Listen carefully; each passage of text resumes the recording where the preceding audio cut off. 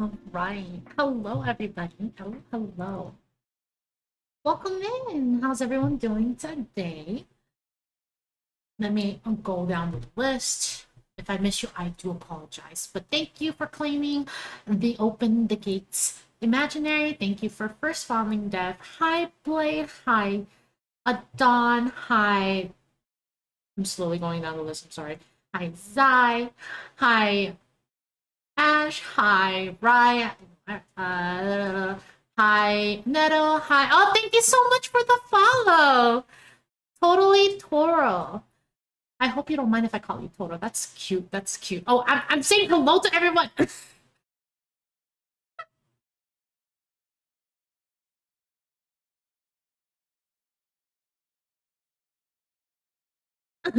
Thank you for the redeem. Hi, Loxon, welcome in. Welcome in. Um, I think I said hi, Zai, hi, Min, my lovely mods as always. And I believe you can call me Total. Yeah, that's so cute. That's like such a cute nickname. I love that. I love that. Hello, hope it's a good stream. I'll be lurking. Thank you for the lurk. I appreciate it. I appreciate it. And I hope it's a good stream too. I'm pretty sure. I'm pretty sure it's gonna be a good one. Because thank you for doting on the deer. Thank you, thank you. There is a beautiful woman in the screen. Aw, on narrow. Thank you, thank you. Mental health, my mental state is considered of 2 coffee and waiting. Oh goodness.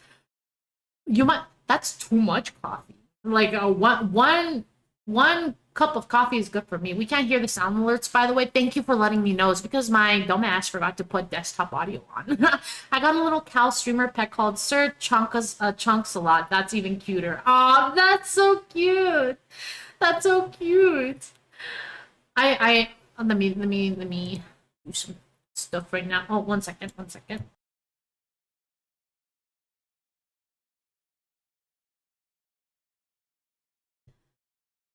Oh, Doggo was like, there's other dogs outside, so I need to bark. So I had to stop them. I had to stop them sadly. But welcome in everyone. Hope everyone's having a good day. Happy Friday. Happy Friday. I hope I didn't miss anyone. My mind when I look at this messages, it kind of like jumbles together. So I hope I called out everyone. If I didn't, I truly apologize. I truly do. But welcome in, everyone. And today we are going to play Ace Attorney, as you can see from the title. And let's get started. I think we're close. We're very close to finishing episode 5. We're very close. And today might be the day we might go into the next trilogy. Ace Attorney is based as fuck. It is. It is. It's such a childhood game for me. Like, I've played it a long time ago, so I don't remember much of it, to be honest. But it's such a good game. It's such a good game. I recommend it to anyone I come across. Whoever joins this stream, I'm like, you gotta try it. We are currently leading a campaign to have a Death Note for it. That would be amazing. That would be amazing. But let's get started. Let's get started. So where did we leave off? I know we were, yeah, we were talking to Miss Angel Star. Such a beaut, such a beaut. Where we have to defend Kira in court against allegations. What the heck? All right, all right. So let's continue. Let's continue. Let's see, let's see. And give me just a moment. I just want to make sure I have everything on because my forgetful ass will be... It's just forgetful. So those of you who are new, obviously, who are new, my name is Meadow, as you can see, and I am a Water Dare VTuber. I do stream a variety of games, mostly farming sims and mostly cozy games. Horror, not very often, not at all actually. Not at all actually. But I don't mind. I am open to trying. So just a little tidbit about me. Congrats on hitting 200. Thank you. Thank you. I appreciate the congrats. I appreciate it. We honestly, it grew so fast. I was not expecting it to grow that fast, but I am very happy, and I want to thank every single one of you for all the support and love you've given me. I appreciate it. I really do. I really do. I would not be here without you guys, obviously. So, thank you so much. Thank you. Thank you. Congrats. Thank you. Thank you. Thank you. You guys are the best. You guys, my fondlings are the best. And all the friends I've met on the way. If you guys don't know, actually, this is a good plug-in. Is that the term? I'm not good with slang. I'm gonna tell you guys that now. So, a good what's the word? I have blue sky. I have a blue sky now. So for those who do want to follow me, on my socials tab, there should be a blue sky link in the card.co page. Feel free to check it out. And I did also make a starters pack on there. And the starters pack is called Companions of the Meadow. And it's a list of all the people that I've met along in my journey that I 100% recommend you guys check out. Like 100%. They are good people. There's so many that I have to add in there, but I can't find them on Blue Skies yet. Some of them might not have made it, or I just could not find them because I might have typed their handle wrong. But I 100% like, I recommend you guys check it out. Of course, optional, but check it out and see all the amazing people I met along in this journey. Ash being one of them. Ash being one of them.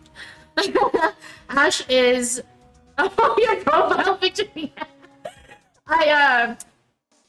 Yeah, I was like, you know, I gotta honor that. I needed to make that my profile picture. So, but yes, there's so many people that I recommend. Ash, Rai, so many people. Lane, they're just amazing streamers. So I completely 100% recommend those people's on the list. 100%. Stop. No, you're gonna receive this love whether you like it or not. But I completely recommend them. Check them out, please. They are amazing people. They really are. Rosalie, so many on that list, and it's gonna grow. It's continuing to grow. So I recommend you guys check them out. So I need to slide. I really needed to slide that in because that was really important to me. And you know, these friends, they make this journey even more fun for me. Because again, I haven't been before I started streaming. I wasn't one to really watch streamers. I was more of like a VODs girl or like a clips girl. But after streaming and knowing how much being in chat and just not even just lurking helps, I started doing that, and I've just met all these beautiful people. So I completely recommend them, okay? You guys, give them some love. Give them some love. All right, so with that plugin out of the way, let's get back into, I don't know if I'm using the term correctly. I might be using it wrong, but let's get back into Ace Attorney because I really needed to show that love. I really needed to. All right. So let's see. We talked to her, and these are the topics. It's the correct term. Okay, thank you for confirming. But yes, share the love, guys. Share the love. So let's see. We talked to her. I believe that's all we needed. I think we talked to Edgeworth already. We have that paper that we probably could use on Gumshoe, which is a new scene coming up. Oh, you're back? You're still here? Oh, you're back. You still here? I gotta make 150 copies of these files. Brewing coffee, copying files. I'm turning into a regular DJ. You're a DJ as well? If I'm not mistaken, I think he meant desk job. Oh, that DJ. Oh, Gumshoe. Yeah. He's really growing on some people. I gotta admire your persistency, but my answer's still no. I'm not letting you in the chief's office, period. It'd be my neck on the line. That office is the last crime scene in the SL9 incident. I have to take a look in there. There's gotta be something we can do to make the detective change his mind. Okay, yeah. Yeah. You wanna see this? Edgeworth is resigning. So... cough up your ID card. He has a thick neck. He will be funny. His life is a sacrifice I'm willing to make. Oh no. What's this crumpled up piece of paper? The slow change in his expression. Did you guys notice that? No way! Mr. Edgeworth can't be serious. Is he ever not serious? I can't believe they've pushed him this far. Mr. Edgeworth really feels responsible. When I first met him, I thought he was as cold as ice too. But I know different now. He trusted us detectives to provide him with sound evidence. But we betrayed him. Detective? That's it. I've made up my mind. But, here, take my ID card. We can't do that. If someone found out, they wouldn't let you off the hook with another lost item report. Look at me. It's no secret I'm already out of the loop. After all, I'm friends with Mr. Edgeworth. Depending on how this case turns out, I may already be as good as terminated. That's so sad. That's so sad. And I'm not even gonna lie, like, with how that 2 years ago scene went, like that case went, as from all the info we found out, I wouldn't be surprised if he's gonna be let go with Edgeworth, you know? So good call, Gumshoe, yeah. What? So at least let me do this, for Mr. Edgeworth's sake. Alright, detective. Thank you. So, now we got his ID. Is there more? No more dialogue. So then, let's go to the chief's office, guys. It's our office now, bitch.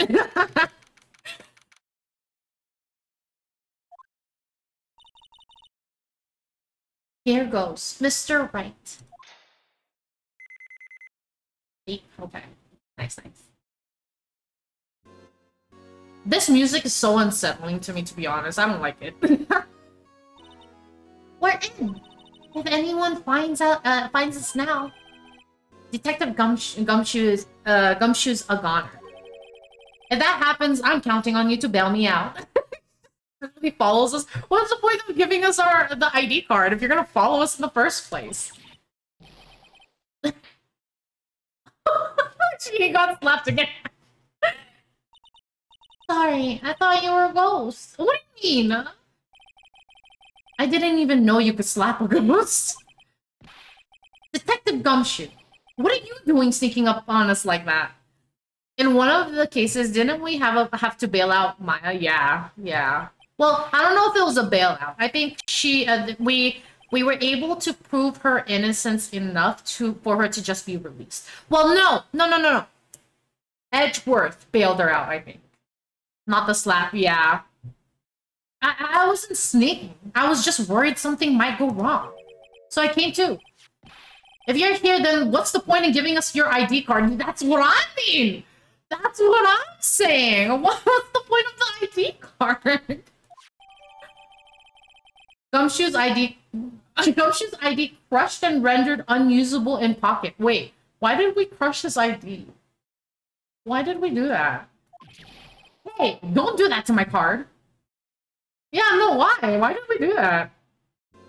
Jeez, Phoenix, anger issues much? Relax. I hardly ever get a chance to come in here. You know what I just noticed, guys? Yesterday, I was pretty out of it. Because I didn't take my nap. I took a nap today, and I feel great. So maybe I really do need to take a nap before I stream. Because yesterday I was tired out. No, I didn't do much side commentary. So that's the play. Nap before I stream. That's good to know. That's good to know. You need your beauty sleep. I do. I need my beauty sleep and my coffee. I hardly ever get a chance to come in here. So I figured I'd have a look around myself.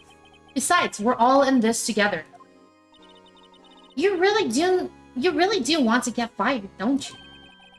Not if we're lucky. Now, come on, let's see what we can find out. I've got a bad feeling about this. I mean, well, no matter how much I sleep, I'm always sleepy. No, I totally get you. There's always those naps, right? When you're like so sleepy, you nap, and then you wake up like fucked. It's like, did you even nap? It's like, why? Why does our body do this to us? I am Hypnos incarnate. Yes. That desk on the other side of the room. Was that your sister's? Yes, that's where I was waiting for Lana. On the day 2 years ago. Is anyone using it now? No, sir. This is entirely Chief Gant's office now. Why did he say no, sir? That's out of place for me. He's always like, hey, pal. But now he's saying sir. He practices a strict policy of preserving the crime scene. That's a strange reason to leave it here. He leaves it as a warning to everyone else. He wants us to always be alert. He told us so himself at our New Year's party. Of course, he was pretty intoxicated at the time. I see. So ever since Lana left, no one ever touches that desk? No one except Chief Gant and the cleaning lady who's in here each morning. Still, 2 years have passed since that incident. There can't possibly be any clues remaining. Then, Chief Gant, can I ask you something? Sure. You only came here to look around, right? Because it's one of the SL9 crime scenes? I mean, that's your only reason for coming here, isn't it? Why do you ask? You don't think... Nah, you wouldn't be. No. No, there's no way. Never mind. Don't worry about it. Fucking Gumshoe. I'm scared to start animating. Did Gumshoe give me your confidence blessings? I will also give you that blessing. I will also give you that blessing. You got this, Flynn. You got this. You got this. It's gonna be hard at first, but you'll get it. Just learning takes a bit, but that's okay. You'll do great. You'll do great. You'll do great. No worries. Okay, now then, let's look around a bit more. Hey, hold on. Not so fast, buddy. Did I hear animation? Yeah, Blade is working on an animation. I almost puked.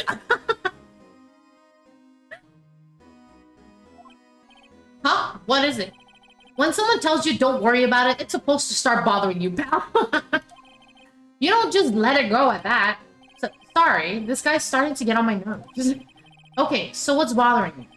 You two don't think Chief Gant might be a suspect, do you? What? He's right, Mr. Wright. What do we think of him? Chief Gant. So it's finally come to this. What do I think of him? I think he's a bitch. I'm just kidding. Perhaps it's best I don't divulge my feelings yet. Gumshoe kind of has a point. Yeah, he does. He does.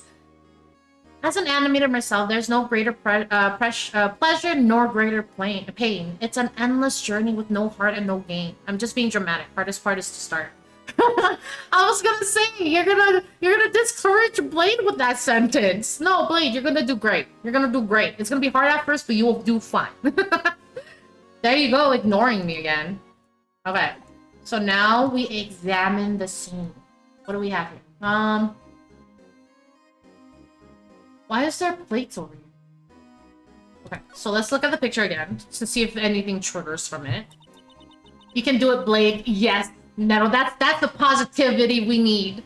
That is the positivity we welcome in chat. Let's go. I won't because I'm lazy, but you will. I love that. This was taken on that day 2 years ago. The day Joe Dark ran out of the questioning room and tried to kill Emma. After receiving his award trophy, Mr. Marshall took a picture here. Then went along with Chief Gant to question Dark. So they took a picture and then proceeded to question a serial killer. Okay. Alrighty then. So it literally was the day of his unfortunate situation. I bet he never knew he'd be... Okay, that just a few whatever help dies from lack of skills. Oh my god. That didn't get me this time.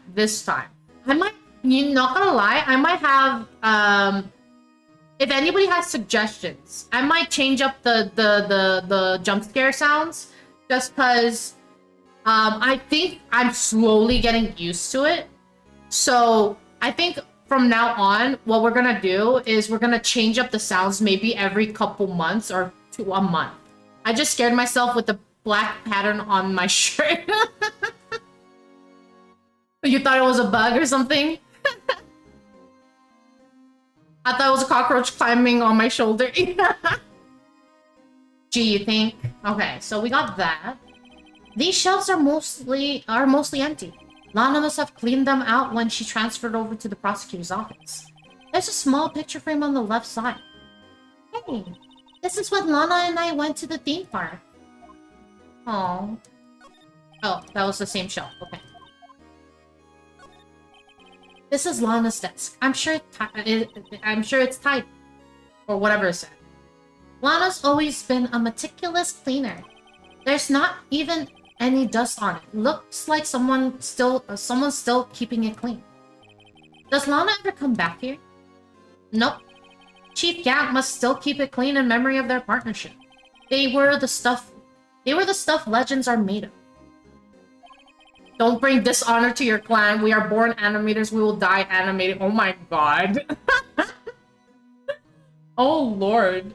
Does he keep it in memory of her or in memory of the crime? Yeah, yeah. You know what? Let's see. The chief's organ sure is a sight to behold. Occasionally, we hear him playing it from the Criminal Affairs Department. That's on the 2nd floor, and this is the 15th floor of an entirely different building. When a detective screws up, the chief calls them to his office and makes them listen to the organ for hours. That's so bad. What's so bad about that? Music soothes the soul.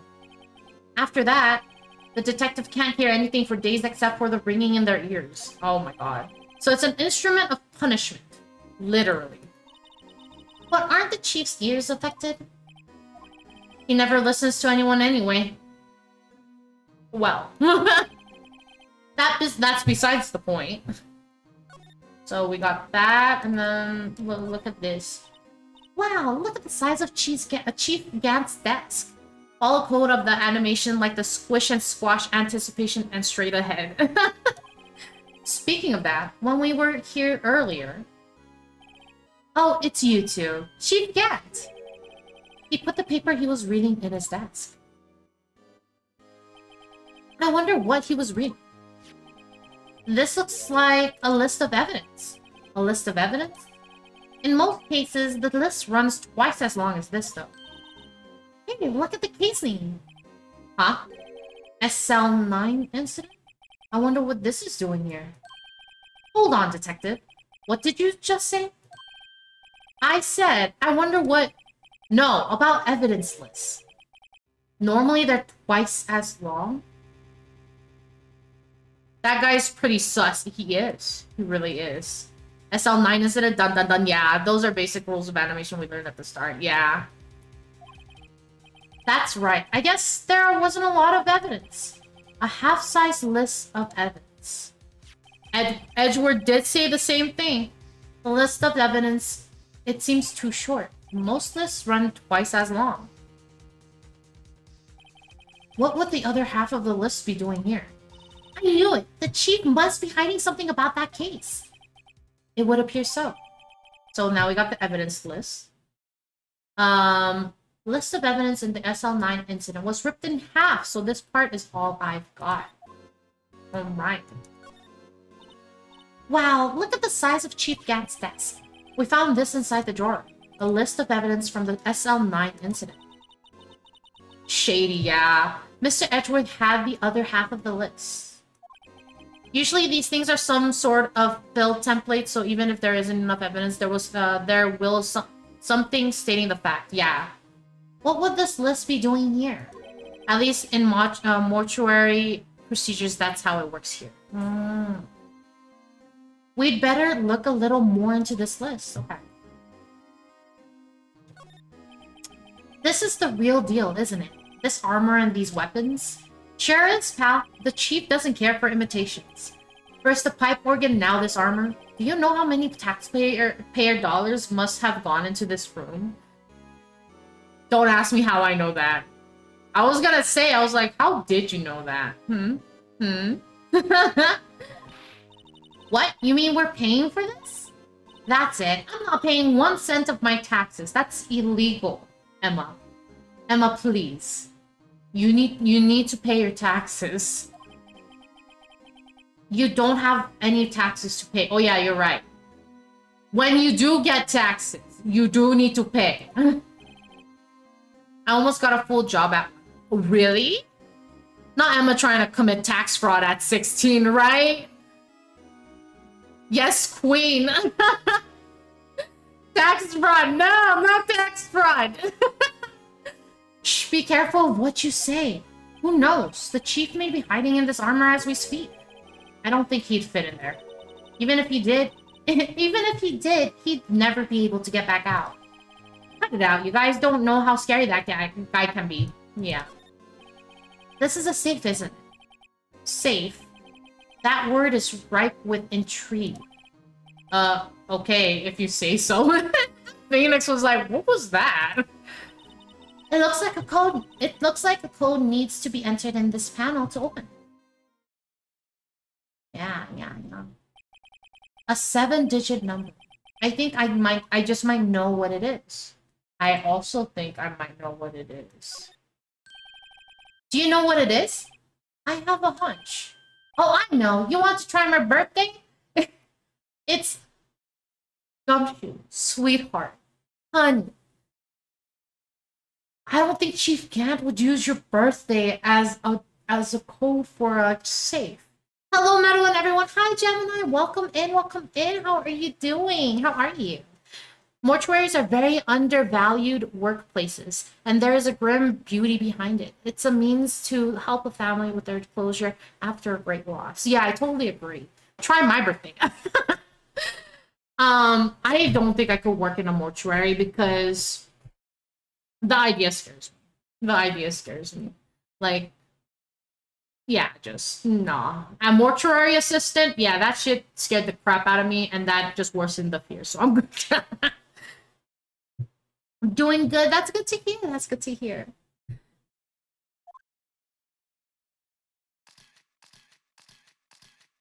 The dramatic zoom in. I have a better idea. Here goes nothing. Yeah.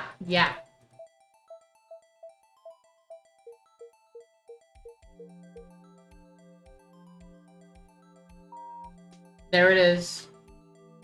Mortuary assistant didn't scare me because of that experience I had. Oh my god. Oh my god. Bingo. What number did you enter? Whose birthday was that, pal? 7777777. The final ID card number on that record. You would be the first to die in an airborne zombie apocalypse scenario if you worked on a mortuary. Yep, no. No. Oh, now we have Agile. There was an old D&D game based on a landscape setting where you are immortal and wakes up in a mortuary without any memories. That's scary. The heck? Wake up at a mortuary area and just like, what the heck? Oh, thank you. Thank you for the sip. Thank you. Attention! Coming soon to a chat near you. In a world of courtroom drama and animated dreams, Meadow's chat is a mix of laughter and suspense. From Gumshoe's thick neck to Maya's bailouts, the foundlings plead and laugh.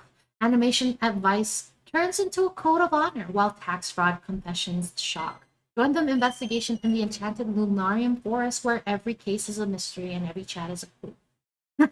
Wake up in the morning. Yep, your first companion is a talking floating skull. Oh my god. That I'd be fucking scared. But while we wait for chat, we'll wait for chat because I don't want you guys missing anything. For those who are stuck in Agile, we wouldn't want that now, do we? Isn't there a VR game like that, and you can kind of bully the skull? The only game that I own right now that I've played that has a talking skull that you could technically bully is Graveyard Keeper. It's a cute game, funny game. The humor's... I feel like Gemini would enjoy this humor, not gonna lie. But the game is pretty fun. I enjoyed it. I might stream it eventually. But we will see. We will see. Ouch! What was the bonk for? What was that for? What was that for? Graveyard Keeper didn't grab me. It was enjoyable, but I didn't finish it. I did not finish it as well. What game will you eventually stream? Oh, I'll talk about Graveyard Keeper if that's what you're asking. If that's what you're asking. Oh, I have heard of Graveyard Keeper. Looked fun. It is. Wait, has Agile been over already? I'm sorry, guys. I just kept you guys chilling here. But Graveyard Keeper, I didn't finish it either. I really was addicted to it, but when I was playing it, I was planning on streaming, like Live 2D, getting everything together. So I was like, maybe I should not play any games. Maybe I should just play the games I won't be streaming. So I kept a lot of games that I really wanted to play on the back burner to share with you guys, to go through the journey of playing the game with you guys. So I held back a lot on some games. Like, there's some games that I've tried, I played for a little bit and then I stopped and I was just like, I kind of want to share this with the viewers that I have on my stream. So I was like, you know what? I'm just gonna stop here and not get too far. Yeah, I was in Agile, so I didn't hear about it. It sounds interesting though. It's all good, that's good, yeah. Graveyard Keeper, very funny. The humor is pretty funny. The Skull guy is pretty funny. The characters are interesting as well. Sip water and Mike went. I did sip, but I think I did it during Agile, but I will sip again, just for you. But yeah, Landscape Torment is a very good game, narratively speaking. Old school, though, was 1999. Oh, wow. Yeah, I've never heard of it, so I'll definitely check it out. I don't know if I'll stream it. Just because I don't know if it's even available on Steam. Nor I don't know if it will be too much of an interest for other people.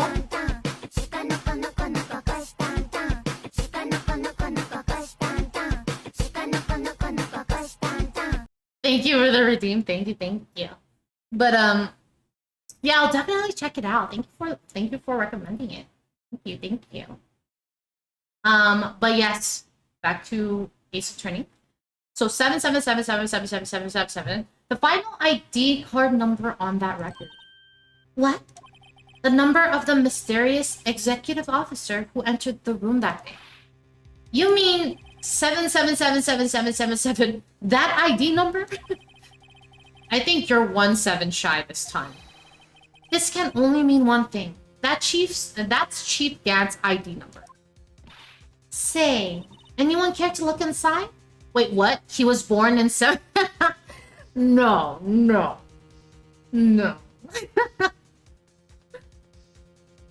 Anyone care to look inside? Okay. Let's examine. Is there any money in there? Is there any money in there? How much does he have stashed away? Look, it's a shard from a broken cup? This somehow looks familiar. Where have I seen this before? There's something else in here, too. What's this? It looks like a piece of leather cloth? This isn't a handprint, is it? Hey, I saw someone wearing a shirt like that once. You think the chief made up the design? I don't think so. Oh, well, it was just a thought. Is that it? This is all that was in the safe? Apparently so. It's empty now. A piece of cloth with a handprint on it, and a broken shard from a cup. They look like pieces of evidence. Yeah, but unless you can prove they have something to do with this case, I'm afraid I can't just let you take them. After all, it's my neck on the line here. Great. Now I have to prove their relevancy to get them. How are these two items related to the SL9 incident? Come on, there's gotta be something we can show the detective. Okay. I know exactly what happened. Yep. Also, I'm gonna do a little spritz. Hello? Okay. Hello?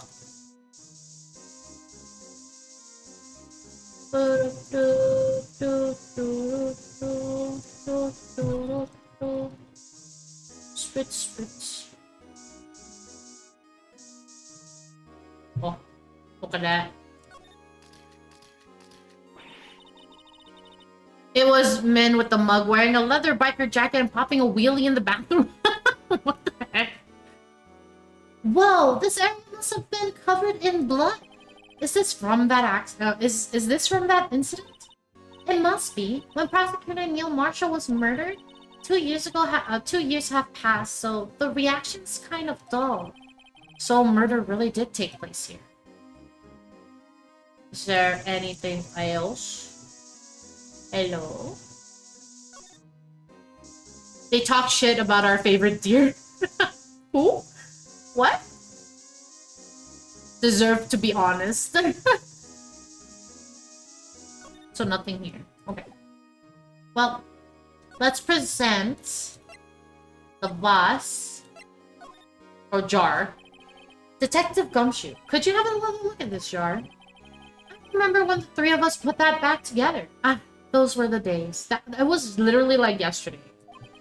It's kind of early to be nostalgic. Wasn't this jar a piece of evidence from that case?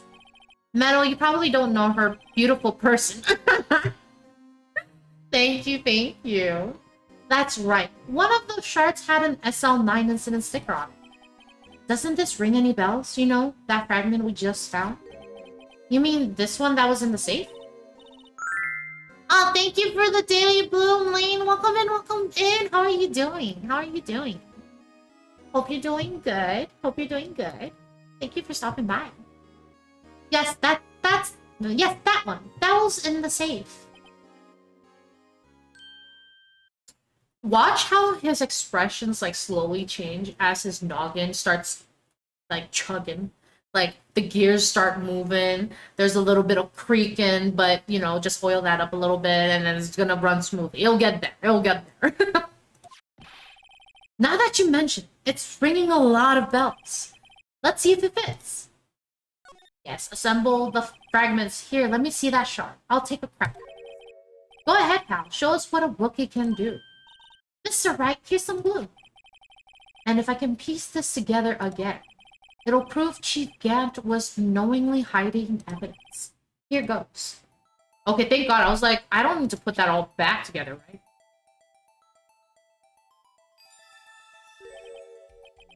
Hi, Meadow. I'm doing good. That's good to hear. That's good to hear. Hope you're doing well today. Yes, I am. I am doing good. I'm doing good. Thank you for asking. Thank you. There, it fits like a charm. That, of course, means Chief Gant knowingly hid a piece of this jar in his safe. In other words, he concealed a piece of evidence from the SL9 incident. But, hey guys, get a load of this! What is... This piece you just attached! It's different from the others! What? What are you talking about? Oh...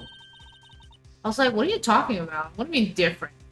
Gumshoe seems like one of those people who would watch Dora and think he mastered Spanish. I can totally see that. I can totally see that. There's a reddish line on it. A reddish line. That's blood. I don't get it. Why would Chief Gant hide this in a safe? Why would he? Well, let's check it out. Let's look at this. Hey, look here! It's hard to make out, but there's a dark red stain here. Looks like blood. This piece the chief has is different though. The blood stains on the other piece are just spots. But this one is a line. This one's a line. That is odd. Okay, that's it? That's all you gotta... That's all you gotta... That's all you gotta say? That's all you're gonna say? Well, let's present it and see if we can get more, like, dialogue out of it. I feel a lot better now that this jar is complete. But it only raises another question. What was a piece of it doing in the chief's safe? More importantly, why wasn't there any money in there? What the fuck, Gumshoe? Isn't that what safes are for anyway? Hola, soy Dora! Feeling the outcome of tomorrow's trial just might hinge on this. Okay. So, what I do now? I show you more stuff? Is that what you want? Let's check the list of evidence. Oh. I wonder what this is. It looks like someone drew some kind of sketch here. What is it? Did you find something? I can't make it out. I'd better keep quiet about it for now. Huh? Oh, no. It's nothing. Why are your eyes moving around like that, Mr. Wright? I'd better not forget about this picture. Okay. So then, oh, we go back to Edgeworth, I think. Right? Right. Yeah, we go back to Edgeworth. I grew up with dubbed Dora, so I didn't even experience Spanish. I learned it through novellas my mother watched as I grew up. Oh, I see, I see.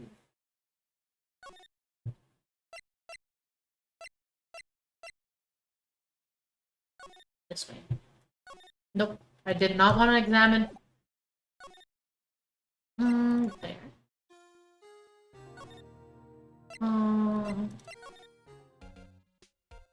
Present. Right, please. I'm the prosecutor on this case. You don't expect me to sit here and discuss the case with you over a cup of tea. I'll pass on the tea. Just tell me about the case. Mr. Wright, Mr. Edgeworth just told you no in a very stylish manner. Back to edgy boy, yeah. So, but maybe... So, wait, maybe I just talked to him? No.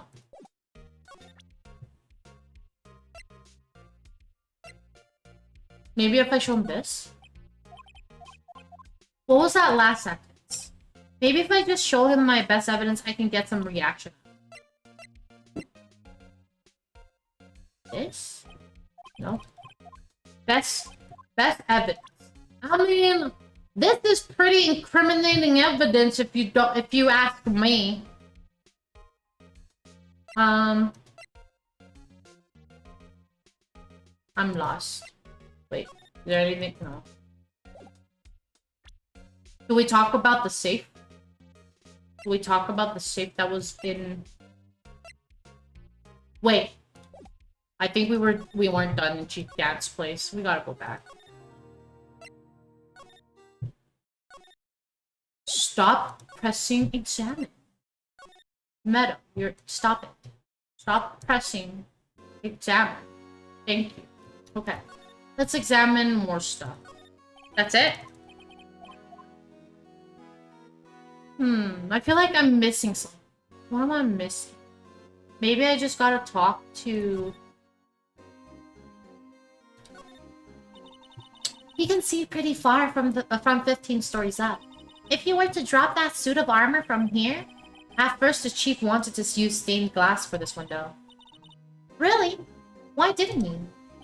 They say he changed his mind because he wouldn't be able to see the view. Oh, stained glass or not, it's a huge window. Okay. Does he say the same about this one? Oh, no. Look at that giant window. Makes you want to crash through it and jump outside. No. Nobody thinks like that, Gumshoe. Huh? Right? Gumshoe. What the heck? This is the 15th floor. Gumshoe impulsive thoughts getting to him for real. I know, I was just saying. Saying what? Ever since making detective, I've always dreamed about doing something like that. Note to self, Detective Gumshoe has a lot of dreams. As long as he doesn't go crashing through that window when he gets fired. Don't say that! Yeah, Phoenix, what the fuck? That was a little dark. Okay. There's something more that I have to show. I have to show something more. That's what the chief was reading before, isn't it? You know, when we first came in here? Yeah, it looks like the right side of the form's been torn off. So Mr. Edgeworth, this really was only half of the whole thing. Something else is bugging me more than that. Take a look at the back of that form, pal. The back? I did look at the back. Do you want me to do it again? Let's just for key-keys, let's do it again. Oh. Yeah, I read that already. Gumshoe will always be fine, unless he is 2 days from retirement, then I fear for his life. Yeah. And then let's present this, maybe. If I'm fired, I won't be able to give you any information.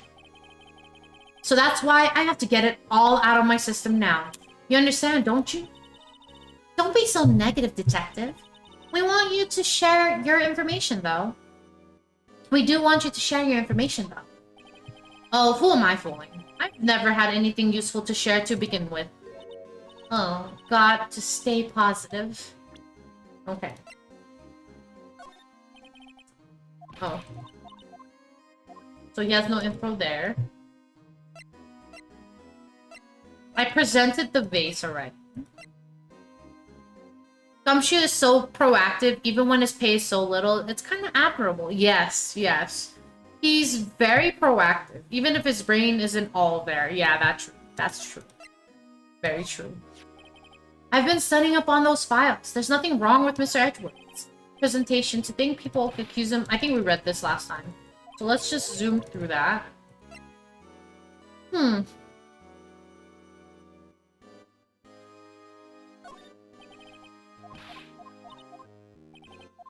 So I'm missing something. What am I missing? Do I...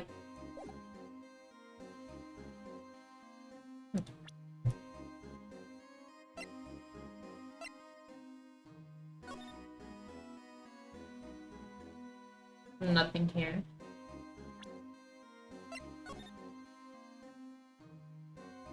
She wrote her name on the bottom. That's cute.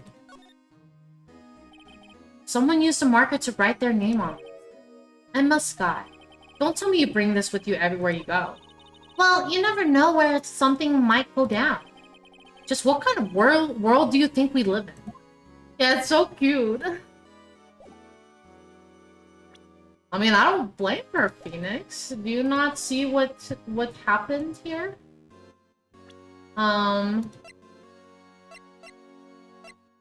Let's keep spraying, because I feel like...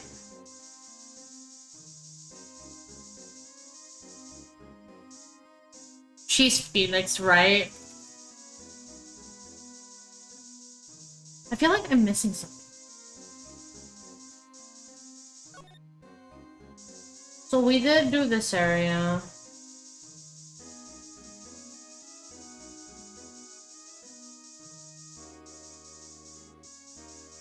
Really nothing. Let's see.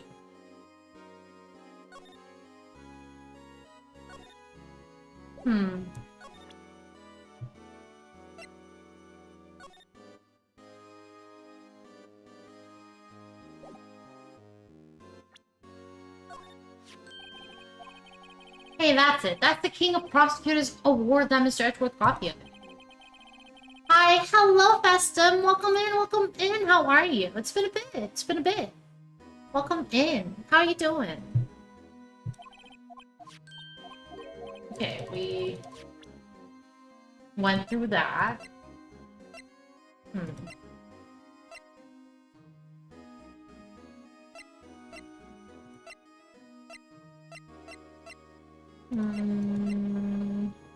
I think...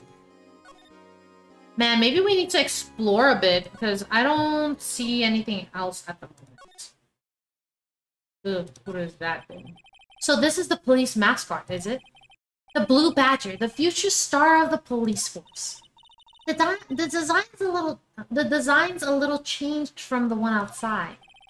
Well, the dancing Blue Badger is still under development, you see. You have it trademarked? Absolutely, it's cutting-edge stuff. Very now. I showed this doll here to my daughter and she bursted into tears. Don't show her the moving mock-up outside then. You'll give her nightmares. Alright. Let's go to the detention center. And then let's maybe present her with the boss jar. Attorneys and prosecutors have no business showing evidence outside the court. It's taboo, especially when the interests of both parties are involved. She really means it. Lana. Okay. What about this? Okay. You just don't want to talk to me. Is that it? How about this? Was that trick? Okay. Alright. She just doesn't want to talk to us. Alright, goodbye. Wait, what if we give her... Well, no, she gave us staff file. Okay, let's see. Hi,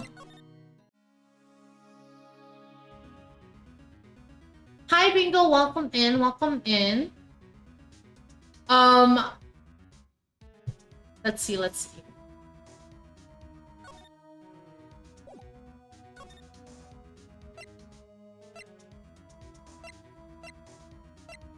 Underground, maybe Angel? Fill me in on what's going on. We are still on episode 5. We're trying to figure out the investigation portion. We just went into the chief's office and got some stuff from there. And then now we're trying to figure out who we need to talk to get the case going. So let's see. Maybe present this. I don't have anything else to tell you. Okay. So, nothing here.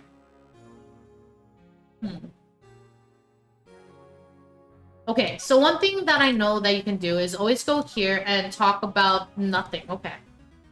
I guess that's only with Maya.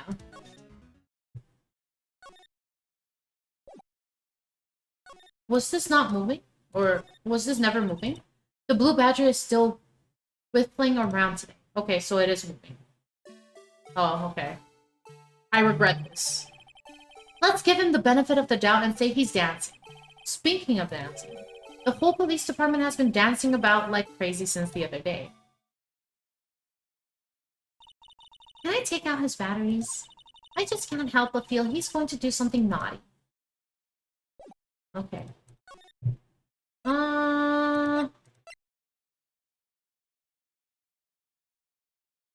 1 second.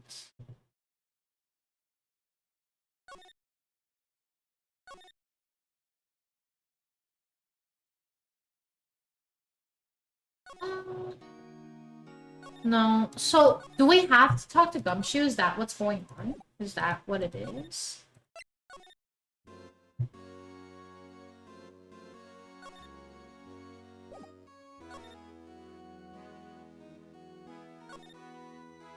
Yeah, because I feel like there's more to the conversation that we're missing. What if I show him Edgeworth's oh no, it's already gone.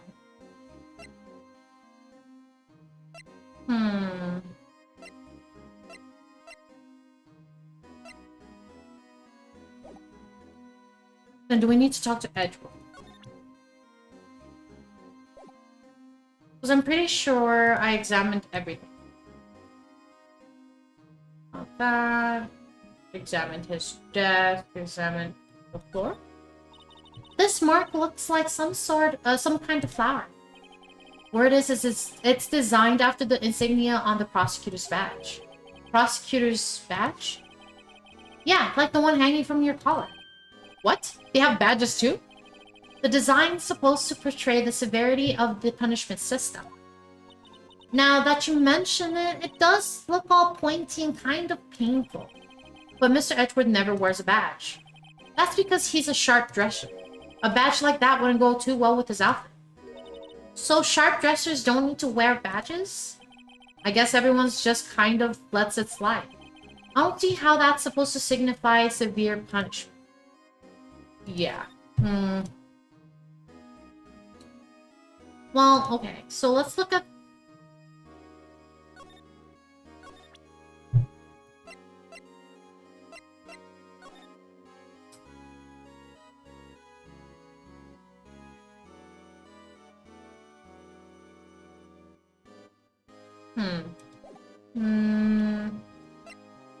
Am I missing something?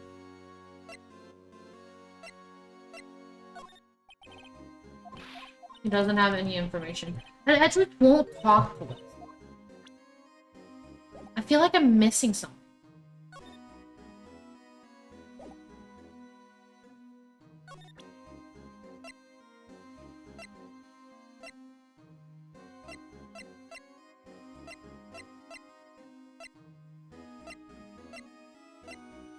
What am I missing?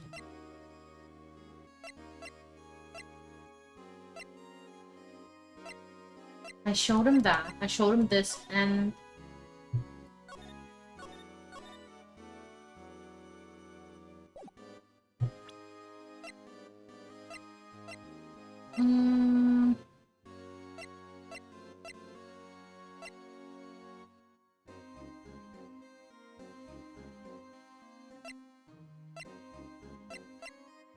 Let's check this. So, name of deceased is Neil Marshall. Date of death was February 19th between 7 and 7:30. Single stab wound piercing heart and lung. Died from blood loss in under 10 minutes. Weapon found and wound was missing. Tip. Okay.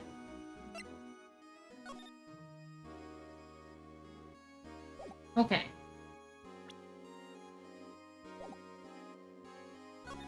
Let's go back to Edgewood. No, I feel like...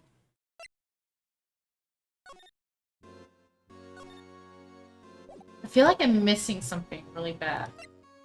Like, I need something from here.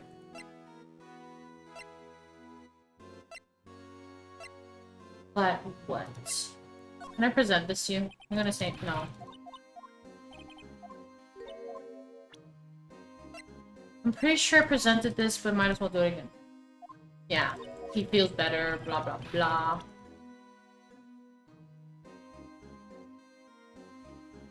Do I need to check this out?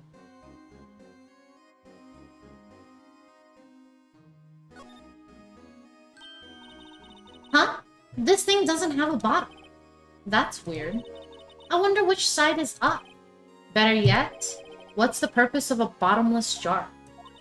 At least it doesn't collect dust inside, right? I guess.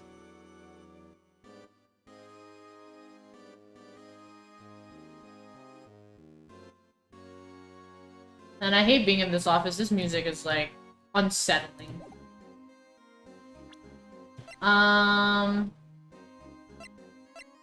Man, what am I...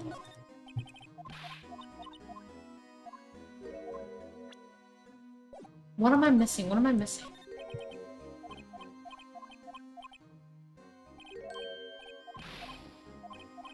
We said this already.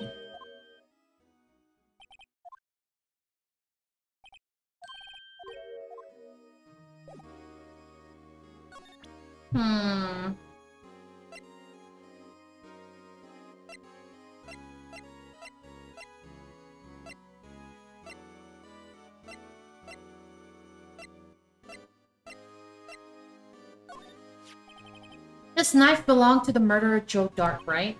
You bet. If it wasn't for that piece of evidence, he wouldn't have been found guilty. The broken tip of the knife was found inside the victim's body. Ever since that case was solved, this knife's been in Detective Goodman's locker. How could it have possibly gotten to Mr. Edgeworth's car? Not only that, but it was wrapped in Lana's scarf. And we have Adjil. What's even more mysterious is whether that's called a scarf or a muffler. Answer me that, pal. Okay, so that didn't do anything.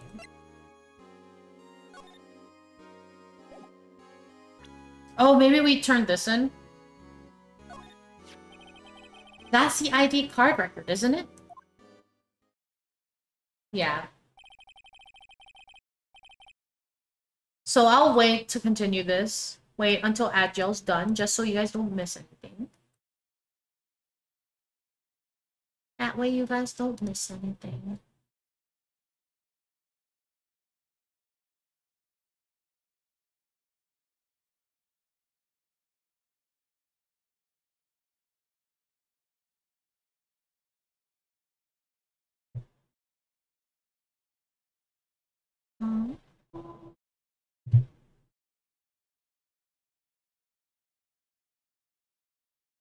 Let's see.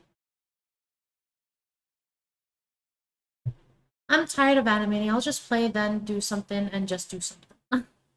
All good, all good. Always take the breaks. Always take the breaks you need. That's what I always say. Don't stress yourself and push yourself too hard, because it'll just stress you out, you know?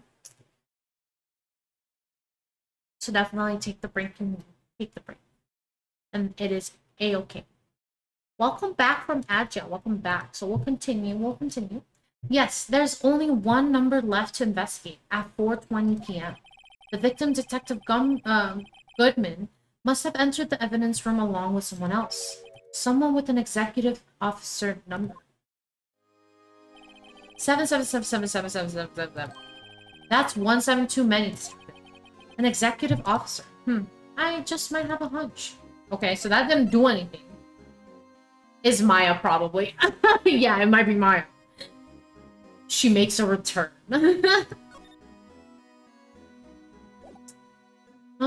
I think I showed him that, but that didn't really trigger anything. Oh, a lost item report, huh? Very impressive, detective. You knew what it was right off the bat. Well, I am a master of misplacement, you know. Master, that has such a cool ring to it. The way I see it, if things are meant to be lost, then they're meant to be lost. Yeah, Defiant. There's a higher power at work here. Wow, a higher power? Maybe I shouldn't let Emma hold any evidence. Okay, so that didn't do anything. No locker can be opened without a fingerprint match. Besides, there's no reason for the murderer to touch his own locker. Hey, wasn't your locker the one with the blood on it, detective? The handprint of a real murderer's gloved hands without any fingerprint. Shh! If they come to arrest me, you'll defend me, won't you? If that happens, I think you'll do better pleading with Edward. Try to use screwdrivers on Gumshoe's head. So he will become a genius, I wish. I can't believe Officer Marshall would do something like that. You know Officer Marshall? Of course I do. He was like a mentor to me. When I first started out, he even gave me a small cactus. Really? He said, Dick, she'll listen to all your troubles. Note to self, Detective Gumshoe talks to a cactus. Hard to believe he's just a patrolman now. Someone's ought to trade places with him. What? Why are you looking at me like that? I'm assuming Phoenix was suggesting something, I guess. So he will become a... So sorry I read that already. well...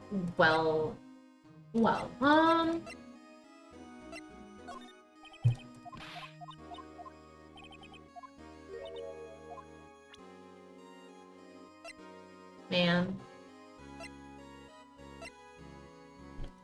I am at a loss. Where...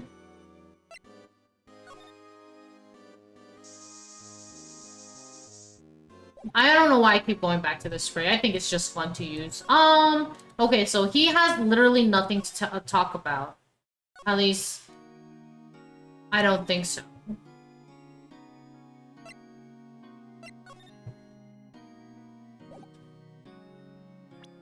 Laura.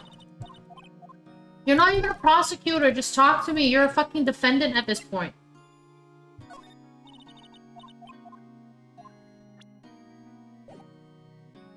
Okay, move to underground parking lot. Talk. Maybe present her with stuff. I don't have anything else to tell. Okay. So she really doesn't have anything else to tell us, I'm assuming. Oh, wrong place. Okay, Edgeworth, you're all I have right now. You gotta help me, buddy. Al. Amigo. Do you have anything to say to this? This picture was hanging on the wall in Chief Gant's office. Prosecutor Neil Marshall. He had just made... Oh, I think we read this already last time. Yeah, we already went through that.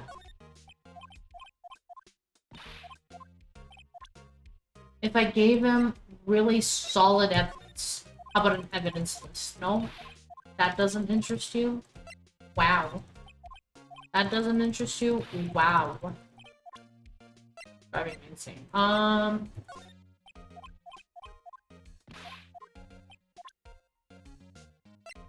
I showed him this too, but he doesn't react. What evidence are you looking for? I gave you, like, a whole bunch of good ones. Hello?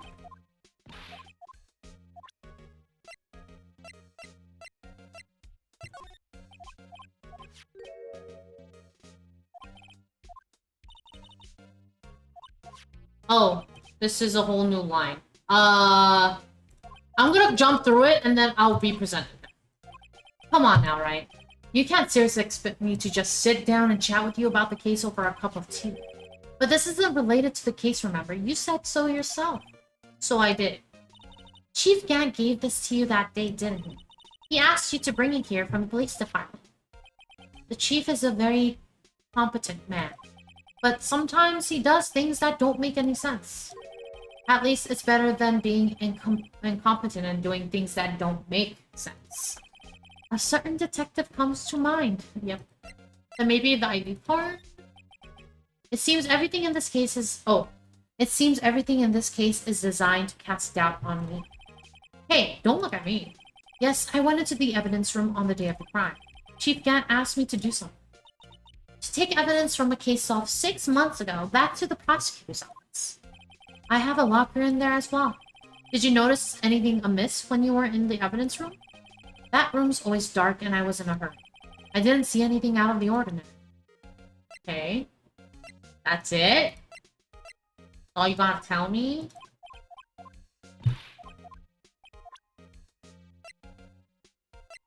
Go. Help me here. Did that... Oh! Thank you for the follow, Festum. Thank you. I appreciate it. Welcome to the following group. Hello. Welcome to the herd. Hello? Okay. There's gotta be some...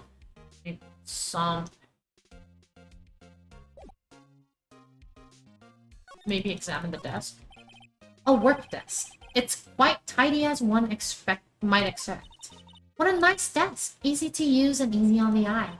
It's polished so high I can see my own reflection. Strange. Why did I just picture Detective Gumshoe? Maybe I'll take that name plaque as a souvenir. No, he'll sue you. What about these? Whoa, these are all case files? They're stacked up to the ceiling. There's even a ladder. Odd. I thought Edgeworth wasn't good with heights. Maybe he has someone get them for him. Well, yeah. Alright. So we read that. So there's nothing... What am I missing? What am I missing? I talked to you. Wait. I feel like... I think we're completely done with you. There's nothing here.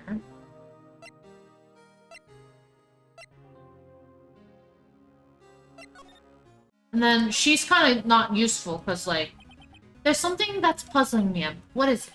You said you were in Lana's office at the time, right? That's right. Why then would a serial killer come running in there? So, same dialogue. I'm trying to see if there's any hint.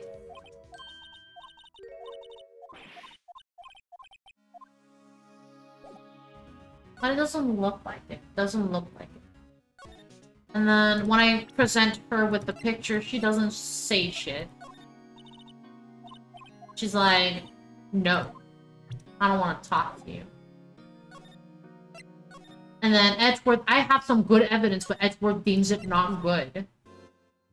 Do I really need to talk to Gumshoe? I mean, he's just chilling in here, so I do need to, I guess. This ID card belongs to the victim, Detective Bruce Goodman. You can do just about anything these days with a card and a secret number. Scary. Lurk once again. Alright, Play. Thank you for the lurk. I appreciate it. It's only scary because you keep dropping your card, Detective Gumshoe. I forget my secret number a lot, too. I'm scared of myself. But I'm me, after all. And what could be wrong with that? I think I'll stay out of this conversation. Yeah.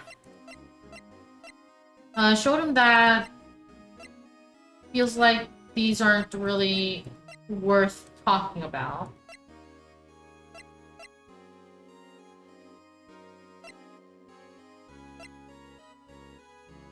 And I presented this to them, and they didn't really do anything. Detective Gumshoe, I'd like you to have a look at this. I don't know what that is. So you want to take some fingerprints? That's a good idea. That's a great idea, Detective. Alright, go to town. Sheesh. Huh? What are you doing? Why are you sticking out your hand like that? Go ahead, take my fingerprints. Oh my god, he's not the smartest. It's not your fingerprints we want to take. Huh? Come on, this isn't the time for jokes. We're talking about the cloth we found in the safe. Oh, finally, we're getting somewhere. Oh, I knew that. The one with the handprint on it, right? Sheesh, where's your sense of humor? Okay, we're getting somewhere, guys. We're getting somewhere. Okay, Mr. Wright, let's check for prints. Sprinkle the powder on the cloth. Then once they've been absorbed into the prints, blow the rest away. What are you, my mom? I don't have to be told a million times. Alright, let's get this over. Okay. This looks like the best print. Wow, wow, wow, wow, wow, wow. Wow, wow, wow, wow, wow, wow, wow, wow, wow, wow, wow, wow. Hello. Hello. No. No. No. No. No. No. Match. In DS, you could directly blow. Yeah, yeah.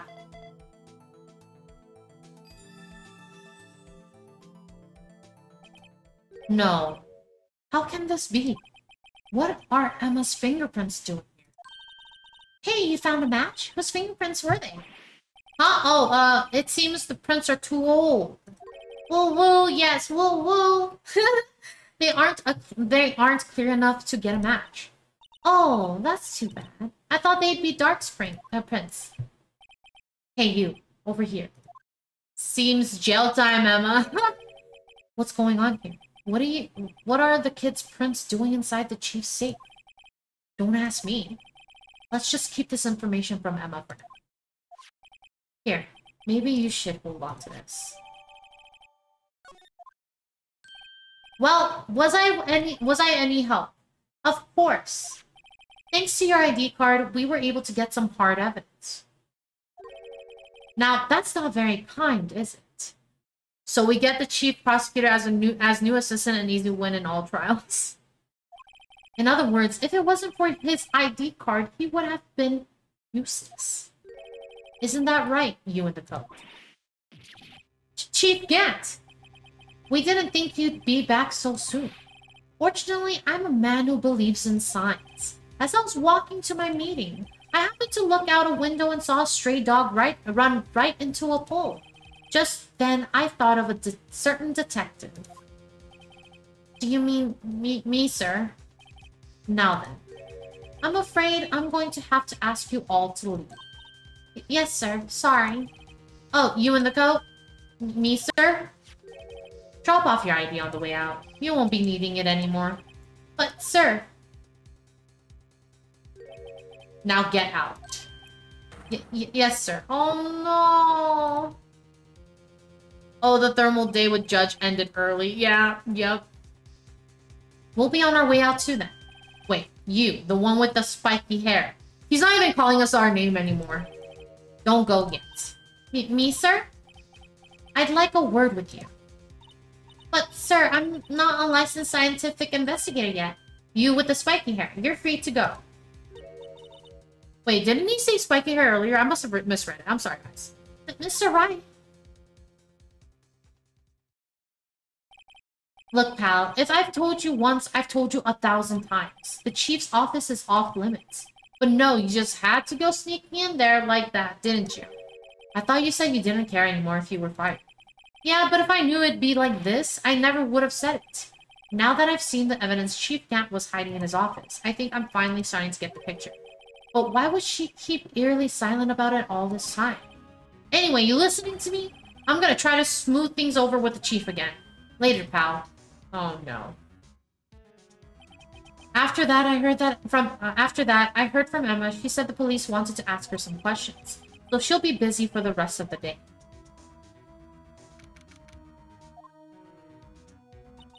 I see. So the chief asked Emma to come in for questioning. It's no use thinking about it. Tomorrow's the final day in court. I'm committed to doing everything I can to defend you, which is why I'm here. But I've already told you all I can. What you've told me over these past couple of days is absolutely nothing. Not a single useful thing. Really, I believe I did mention something quite important. Something I told you right at the beginning. I said that I was the one who stabbed Detective Goodman. You know, I think I finally figured it out. I know who it is that's lurking behind your words. Mia did a good job mentoring. I'm rather jealous. It seems Edgeworth was right. Edgeworth? Once you're convinced you know something, no one can persuade you otherwise. Thick-headed is the term he used, I believe.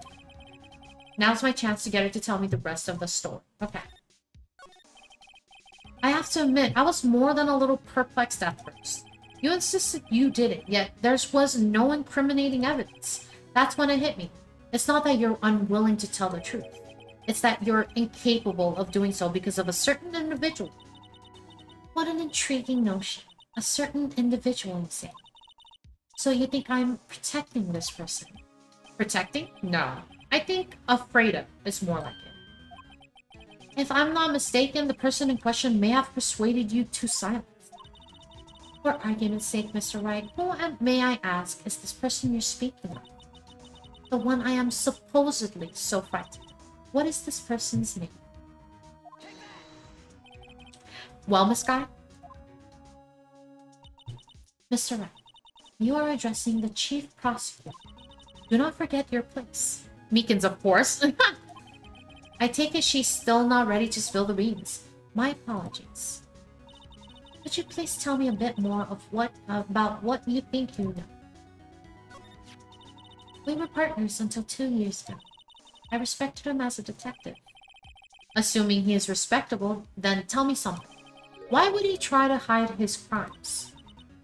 His crimes? Both you and Edgeworth will be brought before a board of inquiry for what you did, specifically hiding and forging evidence. Of course, these are serious offenses. Which is, why is it though that Chief Gant's name was never mentioned? Chief Gant? Edgeworth didn't know the truth behind the forgery. The only party who could have possibly tampered with the evidence was me. I had access because I was second in command of that investigation. Yes, you, but also one other, Damon Gant. If you intend to accuse Chief Gant, you'll need more than just words. Show me proof that Chief Gant falsified evidence in that case. Well, there's two. I just found this in a safe in the chief's office. This jar piece and this piece of cloth. Do you know what these are? They're pieces of evidence from the SL9 incident. The person concealing evidence was none other than Chief Gant himself. Now tell me, why are you taking all the blame for him? Touché, Mr. Wright. It's as you surmised. I cannot disobey the chief's orders, even if it means being found guilty for murder. Why not? Come now, Mr. Wright. You can't possibly expect me to be able to tell you that. 3 days ago, I had no choice but to cooperate in the murder of Detective Goodman. Or perhaps I should say follow orders. Yes, that's more accurate than cooperate. Okay. Although I can't tell you the details, I can say that I was given an order that day. I need you to dispose of Bruce Goodman's body. You'll find it inside the trunk of Miles Edgeworth's car. Just as I suspected. Despite what everyone believes, you were not the one who murdered Detective Goodman. Correct. I was trying to take the body out of Edgeworth's car. The trunk's lock was broken, and I discovered that murder weapon while inspecting the body. Murder weapon? You mean Edgeworth's knife? No. When I found the body, this was the knife stuck in. The knife from the SL9 incident. Serial killer Joe Dark's knife. I couldn't just leave that knife in him, so I took it out and stabbed him with another knife. That would be Edgeworth's knife. That's right. Even though he was already dead, my hands were shaking at the thought of stabbing him. That's why I ended up cutting my hand. And that is the reason for the bandage on your right hand? Yes, it seems that I got blood on the victim's shoe as well. And then, she saw me just as I plunged the knife in. Miss Star, huh? Why did you need to hide Dark's knife so badly? Okay, let's go into that. It took a lot of work to finally close the dark case 2 years ago. It was over with. I didn't ever want it to be opened again. My intent was to prevent that by whatever means possible. So you hid Dark's knife. The weapon used to stab the detective was evidence in the Joe Dark case. If word got out, which it would, the reporters would have a field day with that. So you wrapped the knife in your scarf and hid it. In Edward's exhaust pipe. Right. Then I called my sister. To tell her what happened and to ask her to hide the knife that was inside my mug. You asked Emma? I didn't want anyone on the force to know about this. That would explain why Emma was so confident about Lana's innocence. Speaking of phone calls, I had a bad feeling about one of them that day. A bad feeling? The truth is, after I received those orders from Chief Gant, the first thing I did was make a phone call. A phone call to Patrolman Jake Marshall. To Marshall? Why on earth would you call him? The lead investigator for the SL9 incident had been murdered. I wanted that fact to be kept hidden, and I needed help. He was the only other person I could trust. Or at least, I thought I could trust him at the time. However, it seemed that after I spoke to him, he went off on an escapade of his own. Oh, you mean... Not wanting the case to die, he decided to take things into his own hands. He disguised himself as Detective Goodman and tried to steal the evidence.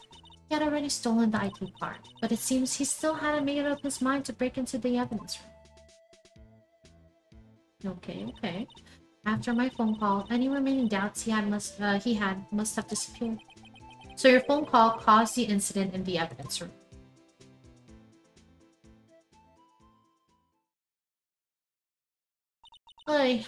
I'm afraid that's all I can tell you. But Lana, you've earned my respect, Mr. Wright, both as a defense attorney and an investigator. Now please, don't pursue this any further in court tomorrow. Tomorrow's trial. There's only one way to drive off Lana's demons. I've got to get to the bottom of everything. Can we put her in jail anyway? No, we love Lana. Lana's a beauty. Detective Goodman's real murder.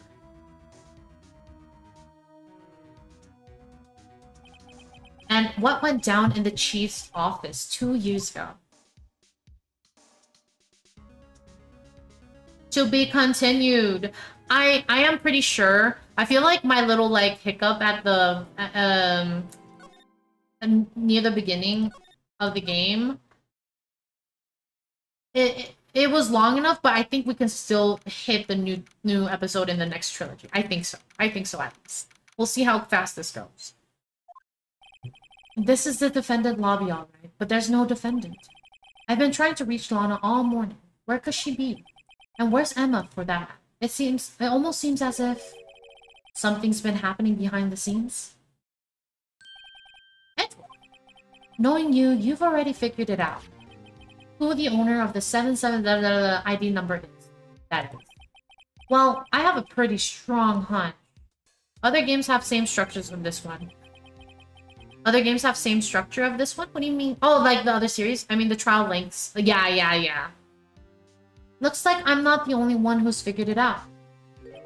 You know, the only reason this trial didn't reach a verdict yesterday is because there was still room for doubt regarding this ID record. If that number does belong to whom you suspect, then no doubt room. After all, he hasn't been officially charged with anything. True. Not yet. And in any event, once all doubt has been removed from that list, I can call for a ruling. 5 minutes, right? And Chief Prosecutor Skye will be found guilty. But she didn't do it.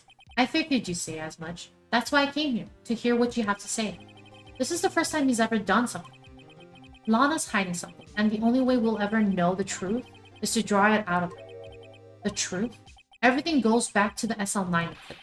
Don't be stupid. Today's the last day of the trial. We don't have time to reminisce about the past. That depends on you. If she's found guilty, you'll lose your only chance to find out what really happened. I'll think about it. See you in court, right? Aye. This is it. If I'm ever going to find out what Chief Gant has on her, it's now. Woo, corruption here. Woo! No, no. No woo to corruption. No. No, no, no. No. No corruption.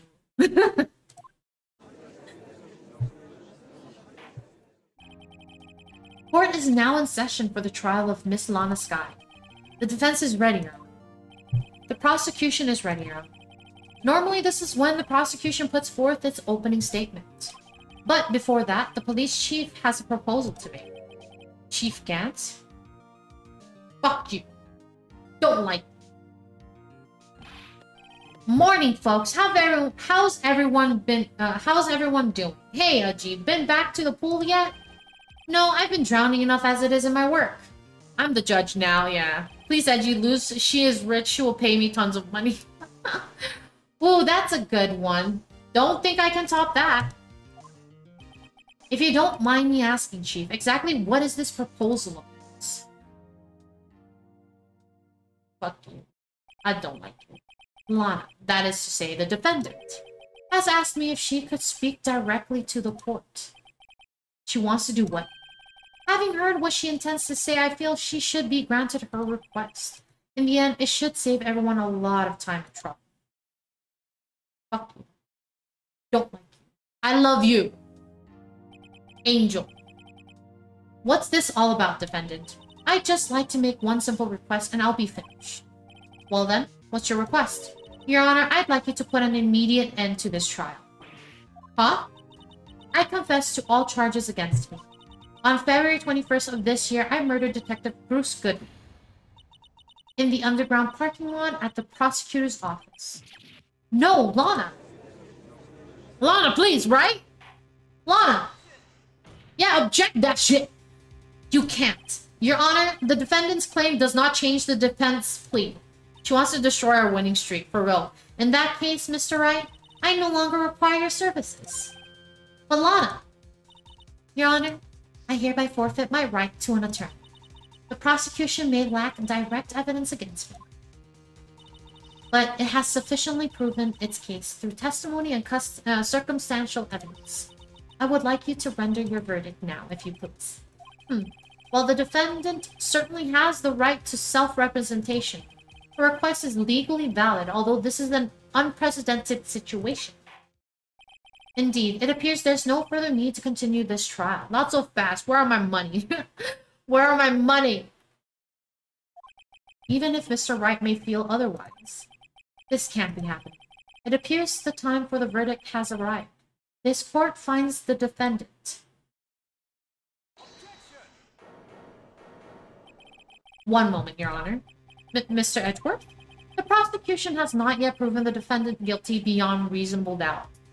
And we have at jail. Meanwhile, let's get up on chat. Chat's on edge of their seats in Meadow's courtroom drama. Blade lurking in the shadows while Festin blowing whistles on corruption and calling for jail time for everyone, even Meekins. Min is feeling the heat with those not like this emotes as they plead for Lana's mercy. Will our ace attorney keep their winning streak? Will they? I think so. Yeah, alright. Alright. While we wait, let me see. Let's see.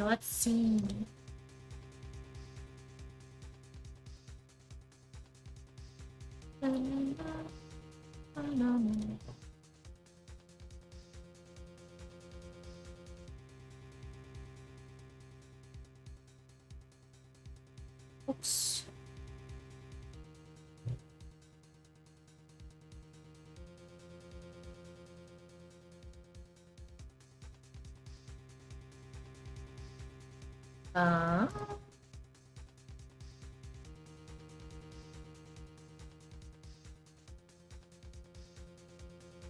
Okay. Sorry about that, guys. Is Agile no longer with us? Let's see. Agile's no longer with us. Let's continue. The prosecution has not yet proven the defendant guilty beyond reasonable doubt. Any ruling at this stage would certainly be premature. Come on now, Worthy. I understand this is a difficult time for you, But why don't you just be a good little boy and keep your mouth shut, hmm? I don't think I care for your tone, Chief Gant. What? Creating another fabrication to cover up your past mistakes? Sorry, but I'm no longer the naive little boy you would have me be. With this sudden confession from the defendant, it's obvious to me some kind of deal was struck behind the scenes. Some kind of deal, Not everyone operates as you do, Orby. I thought so. Your Honor, the prosecution would like to change its first witness. Oh? To whom? As its first witness, the prosecution would like to call Miss Emma Skye. I request the court hears her testimony. Mr. Edgeworth, I am exercising my right to self-representation. I don't think we need to continue. I don't care what you think, Miss Skye. The exposure of truth sometimes results in tragedy. However, no matter how tragic the truth may be, it would be an even greater tragedy to avert one's eyes from it. Shush, Gant, right? Who owned... Yep. Very well. The court shall grant the prosecution's request. That's okay with you, right, Chief Gant? Worthy. You'll live to regret this. Mark my words. Miss Emma Skye, please take the stand. Looks like Edgeworth has decided to take the horse by the reins.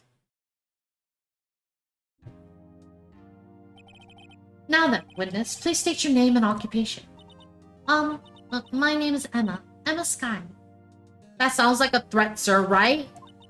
My occupation? I'm Lana's little sister and I want to be a scientific investigator. 2 years ago, you encountered the serial killer Joe Dark of the Joe Dark killings. And is this correct? Yes. I'm trying my hardest to forget about that, though. I'm sorry, but I'm afraid I'm going to have to ask you to recall those events one more time. It's not an occupation being little sister. Mr. Edgeworth, please remember this trial concerns the murder of Detective Goodman. Is an incident that was resolved 2 years ago really all that relevant? Yes, it most certainly is. Well then. Well, okay then. He sure gave him fast. Yep, he sure did. Now, please, testify about what happened to you 2 years ago. The trip to yesteryear... What? The trip to yesteryear has finally begun. It's bound to lead the truth behind the trial. Yeah, trauma time. Yeah. Poor Emma. I was waiting in my sister's office that day. A man came running in and took me hostage. Neil Marshall rescued me. But I'll never forget what I saw in that instant. The man raised up his knife and stabbed Mr. Marshall in the chest. Phoenix ready to use his sadistic card. It's a good thing you weren't harmed. I passed out. I don't remember much. That's understandable.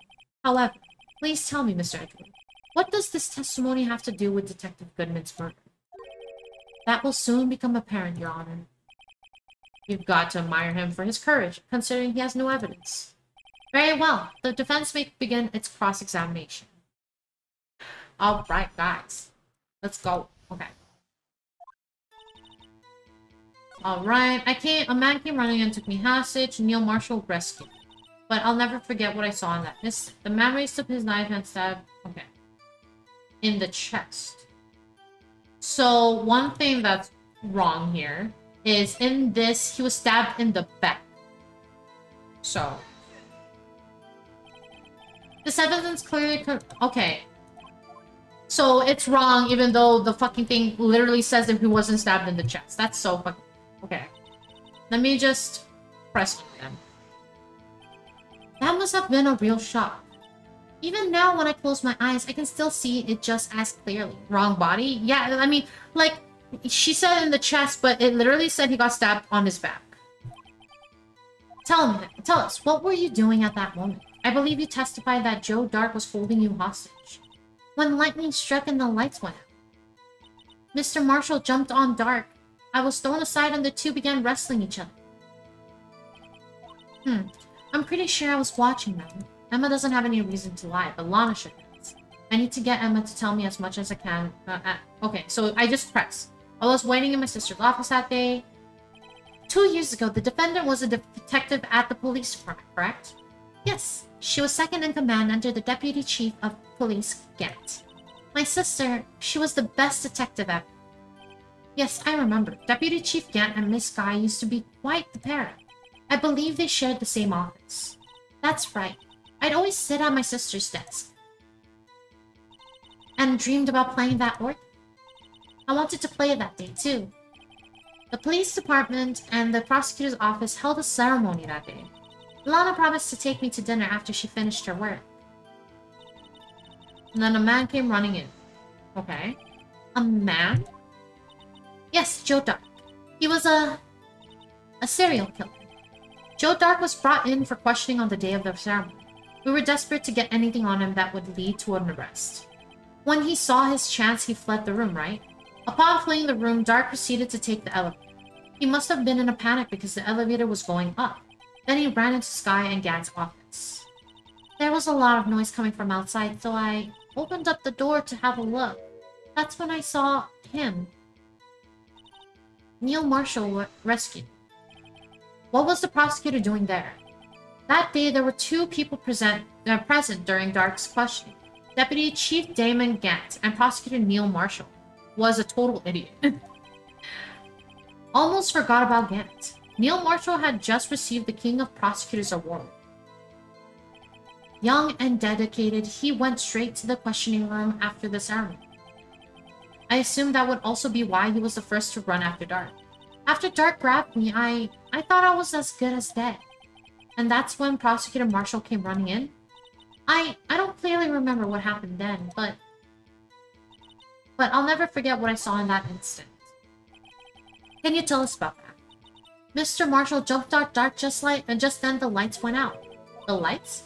It was just about this time of year. There was a terrible storm going on, and lightning struck nearby.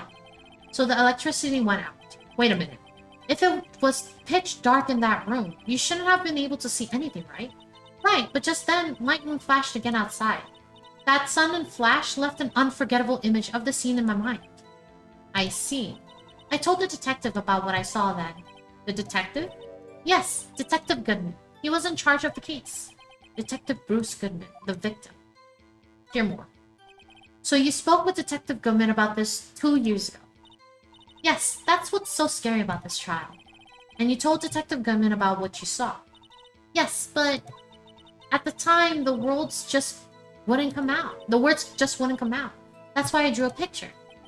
A picture. Yes, I think she mentioned that before. Well, Mr. Wright, have you heard enough? Ask about the picture. This picture, the witness drew. I believe it was a very important meaning. But the list of evidence I was given 2 years ago didn't contain a picture. Witness, would you mind if we added this testimony to your... Testimony what? Yes, Your Honor. I drew a picture of that scene once, but it seems to have been lost. No, we have it right here. Mr. Edwards. This little girl put all her heart into drawing that picture. And yet you would insist on denying its existence. Huh? Hey, I'm not the bad guy. All I'm saying is that as the prosecutor for that case, I wasn't handed such a picture. That may well be. But that doesn't mean it doesn't exist. Behold. This is the evidence list from the SL9 incident? Please, turn it over, Your Honor. Turn it over. Turn it... What's this? Yes, what is that? Hey, that's it. That's the picture I drew. Indeed. Two men appear to be wrestling here. What's the meaning of this? What are you doing with that list? Me? Only the prosecutors in charge should have access to that list. Huh. These lists, they're different from each other. What? It would appear, Mr. Edgeworth, that the evidence list you were handed 2 years ago was incomplete. These two lists fit together to form one. You can see the marks here, where they were torn apart from each other. So you see, Mr. Edgeworth, it's quite obvious what happened. 2 years ago, only half of the evidence in that case ever reached you. What? What? Order, order. But, Miss Sky, why did you draw your picture on the back of such an important list? Because that's what Detective Goodman handed me in the questioning room, Your Honor. Wait a minute. If this list was torn in half, then that means... Your Honor? Are you alright, Mr. Wright? Your eyes are bulging from your head. If the evidence list was torn in half, then there might be more of the drawing on the back of Mr. Edgeworth's list. Yes, that's quite conceivable, Mr. Edgeworth. It's possible. Let's see. Is something wrong? Do you even have to ask? Sorry, Your Honor.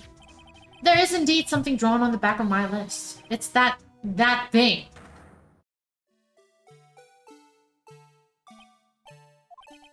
That thing. That thing that was dancing in the evidence room? Clearly, this act of vandalism is work of a certain chief of detectives. I guess he was out of scrap paper. So we got the evidence list, so let's look at that. Let's bring that up. Hello. Complete picture. Okay. Very well, witness. Will you please testify about this picture you drew 2 years ago? Huh? Oh, yes, sir, Your Honor. What's wrong, Emma? She seems to be thinking about something when she was looking at that picture.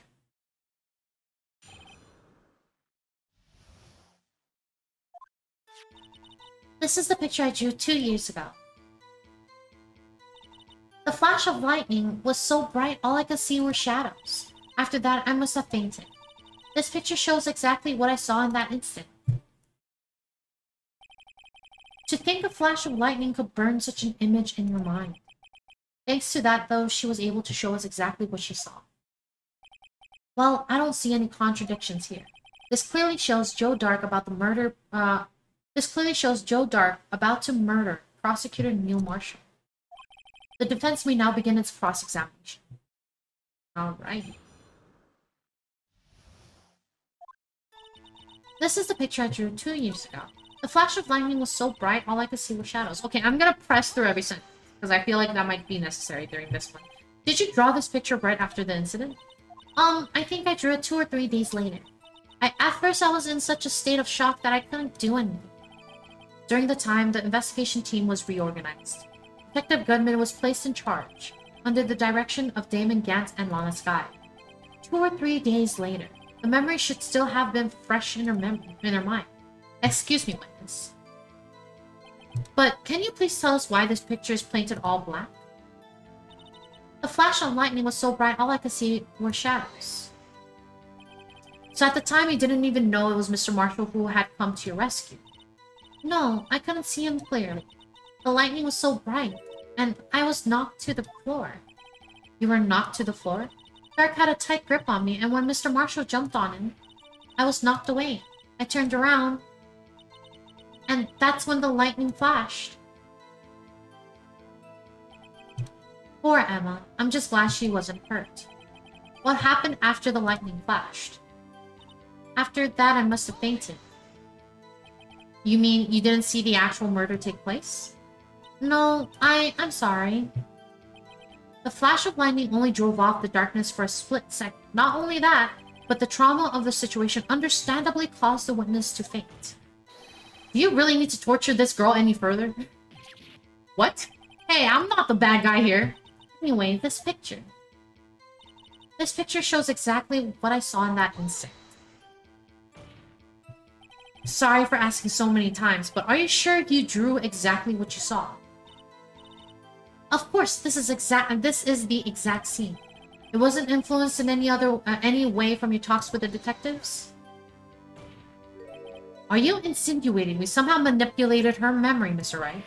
No, of course not. I'd better watch out or he might find some way to cut my salary. I drew this picture before I heard anything from the detectives. So I don't think anyone's story would have influenced me. Mr. Wright, is there something about that's bothering you about this picture? Huh? Oh, well, that's strange. She claims this is exactly the scene that was imprinted in her mind, and yet there's clearly a contradiction.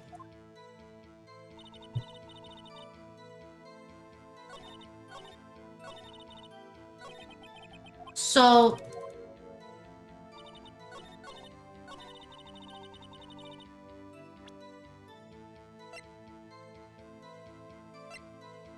Would it be the knife because the knife shape?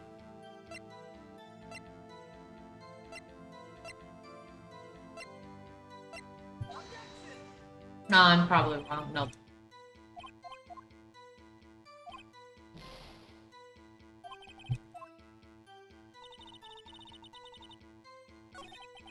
That's strange. She claims this is exactly the scene that was imprinted in her mind.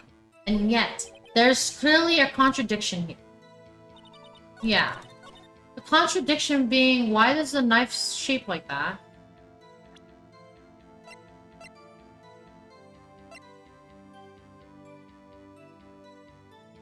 Maybe this? There it is. Okay. I hate to be the bearer of bad news, but this picture the witness drew contains a blatant contradiction. What? But I still remember it just like it was yesterday. Mr. Wright, perhaps it would be faster if you simply pointed out this contradiction for us. What part of this picture contradicts whatever the thing? The contradiction, of course, lies here. Take a look at the knife the man's holding. If you look closely, you can see its tip is broken. Even I don't have to look closely to see that, Mr. Wright. But, Mr. Wright, look at the evidence. See the murder weapon? Its tip is broken too. If I recall, the tip of the knife was found broken off in the victim's body. It was a conclusive piece of evidence that proved Joe Dark was the murderer. I'm afraid it's not so simple. And where, pray tell, could you possibly see a problem? It's obvious. The victim suffered a single stab wound to the back. If the victim was only stabbed once, then the murder weapon should not yet be broken. What's the meaning of this? Perhaps the knife was broken beforehand. Sorry, but I'm afraid that's not possible. The tip of the knife was found inside the victim's body. If it was broken beforehand, it couldn't possibly wind up there. That's right, but what does that mean? The tip of the knife was undeniably discovered within the victim's body. The only possible explanation is the witness's memory is mistaken. That's why I asked her so many times if she was sure she remembered correctly.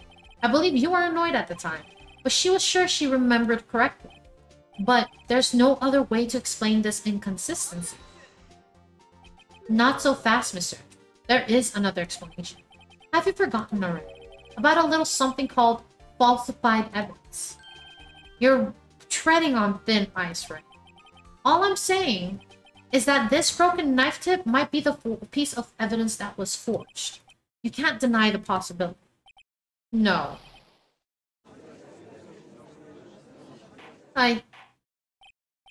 Order. Are you saying the investigation really was corrupted? Your Honor, please allow me to once again go over the events that took place the day of the murder. The police department and the prosecutor's office were holding a ceremony that day. After receiving the King of Prosecutors Awards at the ceremony, Neil Marshall questioned Joe Dark along with Damon Gant. During his questioning, Joe Dark fled the room. Prosecutor Marshall chased after him and was killed by Dark. It is my belief that somewhere in this story there is a lie. I'm not lying. The man really was holding up a broken knife. If that's true, then there's no other way around it. This could not have been the actual murder. There must have been another broken knife. What are the chances of there being two broken knives? Another broken knife beside Joe Dark's? Could there have been one? There is another. If the witness is this adamant about the accuracy of what she saw, it can't just be explained away by a simple observational error. Mr. Wright. In that instant, Emma really did see a broken knife. I assume then that you have some information about the other broken knife. If so, please feel free to enlighten us. The murder weapon was already broken prior to the murder. There's only one way. Take a look at this. Here's the real murder weapon. If anything's broken here, it's you. Huh? I'm sure this must all be very amusing to you, Mr. Wright, But may I remind you that the fate of Lana Sky hangs in the balance. Okay, so not the trophy, so I guess I have to do the other one. Well, whoop-de-doo. The answer lies in the past, 2 years in the past. Right there inside this picture. This is the picture of the award ceremony. What is it, Mr. Edgeworth? It's the broken murder weapon. Notice notice the award Prosecutor Marshall's holding. That's a broken knife. As we earlier concluded, the knife in the drawing was not Joe Dark's knife. That being the case, the knife the witness saw was in all likelihood from this award. Order. Neil Marshall was awarded King of Prosecutors that day. As an award, he was given this broken shield and knife. When he chased after Joe Dark, he pulled out this knife. Being a prosecutor, he did not carry a pistol. This broken knife was the only weapon he had in this dangerous situation. But that can't be. Oh, and why not, Mr.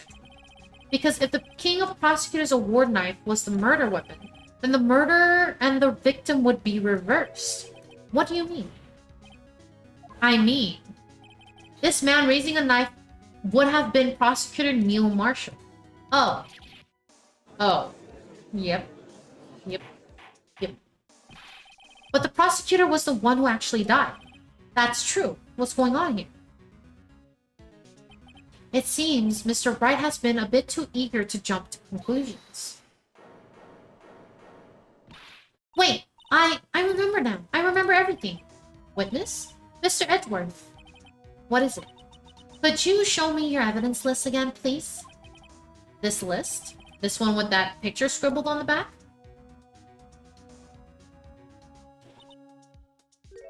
I knew it! This picture. I'm the one who drew it. What? You drew that? That's right. The list wasn't torn in half at the time. I drew this picture.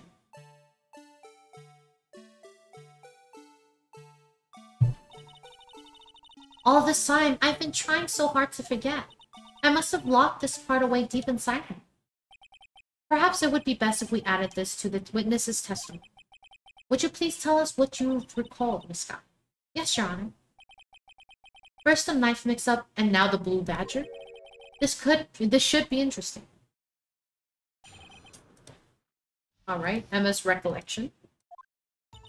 When I saw that man raise his knife, I panicked and pushed towards both of them. I think I knocked away the man with the knife. And then there was another flash of light, and that's when I saw the blue badger. He wasn't in the room, but I'm sure I saw his shadow. This is certainly most unusual. Try impossible. The chief of detectives hasn't even designed him until this year. That would mean he didn't even exist 2 years ago. Yes, well, the defense may now begin its cross-examination. Stop! Please, don't pursue this any further. Lana? What's the meaning of this? Please remain seated in the defendant's chair. But you can't do this. I've already confessed to the crime. Why can't you just leave it at that? Chief Prosecutor Sky. We've already come this far. It's too late to turn back. Silence. The defense will now begin its cross-examination. Bailiff, please detain the defendant. It seems we're finally getting to the core of the matter. Okay. When I saw that man raise his knife, I panicked and rushed over. Okay, let's see. Let's just push. When you say that man, I assume you refer to Joe Dark? Yes, at least I think it was him. You think? All I could really see were shadows. The power outage that immediately preceded the incident is also documented in the prosecutor's office reports. So then I panicked and rushed towards both of them. Why would you do something so dangerous? What else could I have done? He was about to stab Mr. Marshall. She seems convinced that Dark was the one holding the knife. But as we've just theorized, Mr. Marshall was the one holding the knife. Well, I didn't know that at the time. Then that Dark guy knocked me down. All I could think was, I've gotta help that other person. I think I knocked away the man with the knife. Okay. What do you mean you think?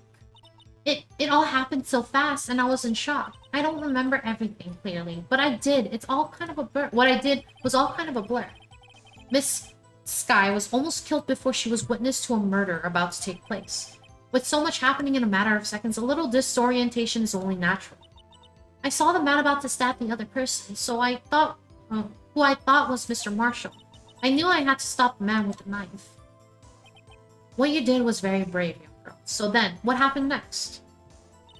Just then, there was another flash of light. Okay. Are you sure about this? Of course, see? I even drew a picture of him here. But it was the chief of detectives who brought up this hideous beast. And that was just this year. The Blue Badger didn't exist 2 years ago. This is all quite verifiable. I know it sounds strange. I was surprised too when I saw him at the police department. I had this nagging feeling that I'd seen him before. I'd seen him before somewhere. Now I finally remember. Oh, brother, just when you thought that thing had caused enough commotion. Tell us, where in the room did you see him dancing? He wasn't in the room, but I'm sure I saw his shadow. His shadow? So you mean you didn't actually see his face with its winning smile? That's right, but I still remember. He had 3 creepy horns. This is pointless. That thing couldn't have possibly existed 2 years ago. The witness must be mistaken. That may well be. But what's important is what caused her to think she saw what she did. Oh, and I suppose you have an explanation? If so, then by all means, please tell us what the shadow really was. What was it Emma saw when that lightning flashed? Who is this Blue Badger really? The Blue Badger hadn't even been dreamt up when Emma drew this picture. Yet she's certain she saw its shadow. Ladies and gentlemen, it is the defense's belief that on the fateful day 2 years ago, there indeed was something that looked similar to the Blue Badger. Something that is now sitting in this very courtroom. Mr. Wright! In this courtroom. Very well, Mr. Wright. What is it that the witness saw in that instant? Please show us the mysterious Blue Badger look-alike.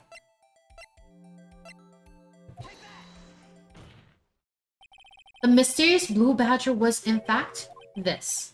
But that's... what exactly is that? I believe it's some sort of jar. But Mr. Wright, that doesn't look anything like a Blue Badger. Indeed, it doesn't. As it stands now, it's just a plain jar. However, what if we were to change our viewpoint? Our viewpoint? I've got to show them the correct angle to look at this from.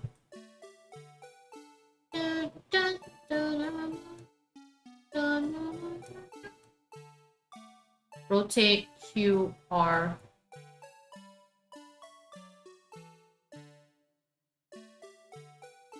And we're in Agile. Lovely.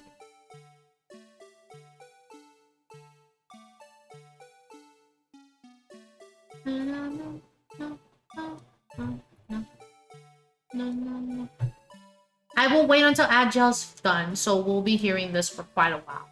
My apologies. It will be over. Don't worry. Trust me. Trust me. Let's see.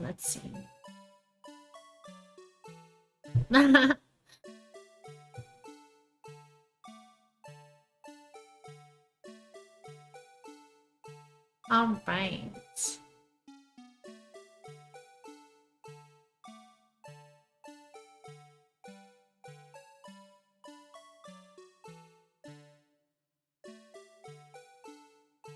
All right, let's see, where are we at? 20 seconds left until ads are done.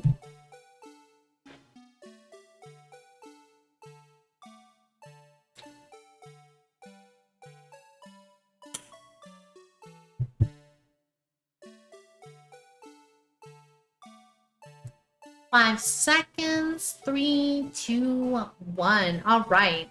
Welcome back from Agile, guys. Welcome back. So we angled the jar to look like that thing. This isn't right. I've got to make it look like the Badger. I already did.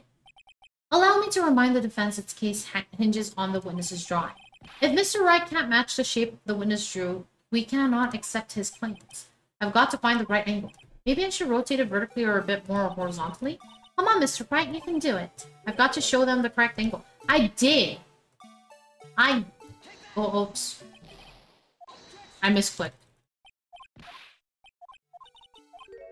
Okay, there you go.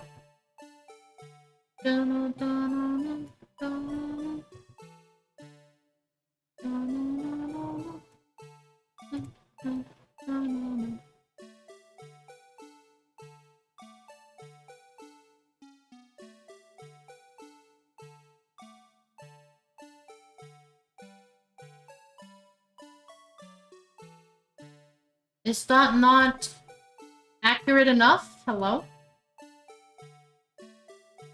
It looks like it to me. But he's saying no, doesn't look like it. Maybe like that. What? It looks exactly like it. Game. Come on. Don't do this to me. Let's do it again. Maybe it's the other way? No, it doesn't look like it. Oops. Okay, so if they're gonna make the rotate buttons so close to each other... Upside down.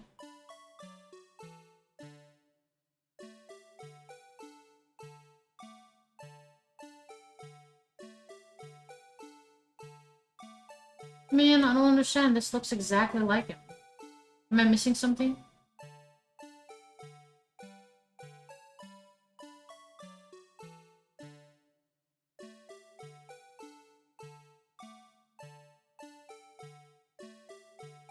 Am I missing something?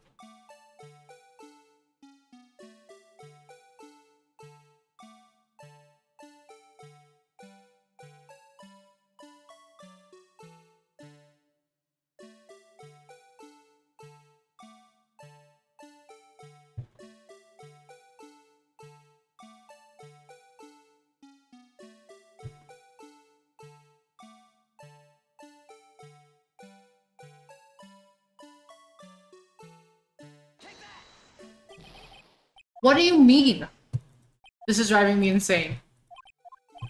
I have it positioned the way you wanted me to position it. Game. Come on. Work with me here. Work with me. Work with me. You needed like that? Is that what you want?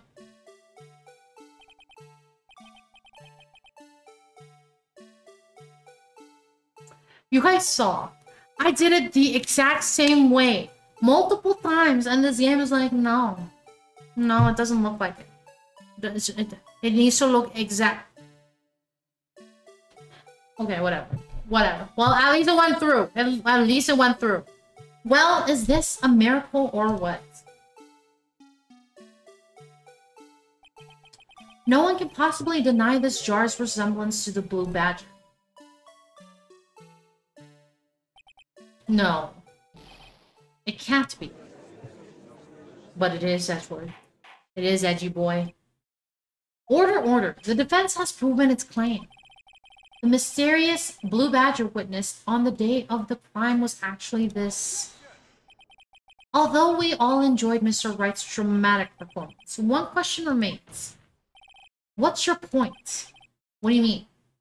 So that badger thing was actually just a jar. That doesn't change anything. I'm afraid that's where you're wrong, Mr. Edward. You see, this changes everything. Indeed. Very well then. Please tell us. What's different now that we know the witness saw this jar?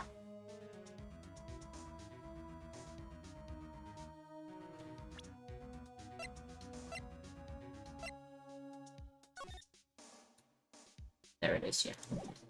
Except defeat edgy, yeah. The location. Allow me to take this in turn. At the moment of the murder, the witness saw this jar. At a very specific angle, I might add, Mr. Wright. Yes, well, knowing this, where could she have seen this jar? Where? The location of the jar is shown in a picture taken on the day of the crime. It's on the shelf. It's on a shelf in the office of Damon Gantz. But the body was found lying near Lana Sky's desk. The witness testified herself. Yes, and it is these two facts that reveal what actually transpired. You see, the struggle between Dark and Marshall did not take place in Lana Sky's office. It happened on the other side of the room, in Chief Gantz's office. Objection, yeah. Except the feet, Edgy. Yeah, Meadow is the cutest. Thank you, Meadow. Thank you. Are you implying the murderer moved the victim's body? From Damon Gantz's office to Lana Sky's office? Yes. Why would he do that? There's no reason. Exactly. If there wasn't a reason, he wouldn't have gone through the trouble. The only logical conclusion is that there was a reason. Do you know what that means? Do you know what that reason was, Mr. I finally figured it out. So this is why Lana tried to stop the trial. It's too late to quit now. Please recall the witness's testimony. She says she knocked away the man who was holding up the knife. In the next instant, the jar was hit and flew through the air. Now, tell me, what would have sent the jar flying? That would have been the impact the man made when he knocked into the wall? Ladies and gentlemen, if I may draw your attention to this picture once more. If the man was knocked into the direction of the shelf the jar was sitting on, what would he have hit? The suit of armor, holding a very sharp and dangerous-looking sword. Yes. And since the man who was knocked into the armor was carrying a broken knife, he would have had to have been Neil Marshall wielding the King of Prosecutors trophy. No, Mr. Wright, you can't be thinking. Yes, there is another possibility of what actually transpired in that room. Another possibility? Of course, the perpetrator would have had no idea, but nevertheless. I don't know if I can go through with this. Mr. Wright, what's the matter? If events took place as the defense theorizes, then the outcome is obvious. In that moment, assuming the man Emma Sky knocked away was actually Prosecutor Neil Marshall.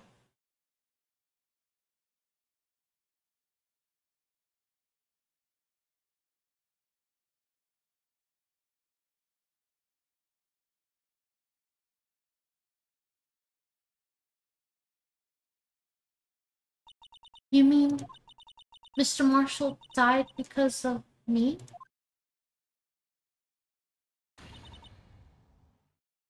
No, Emma.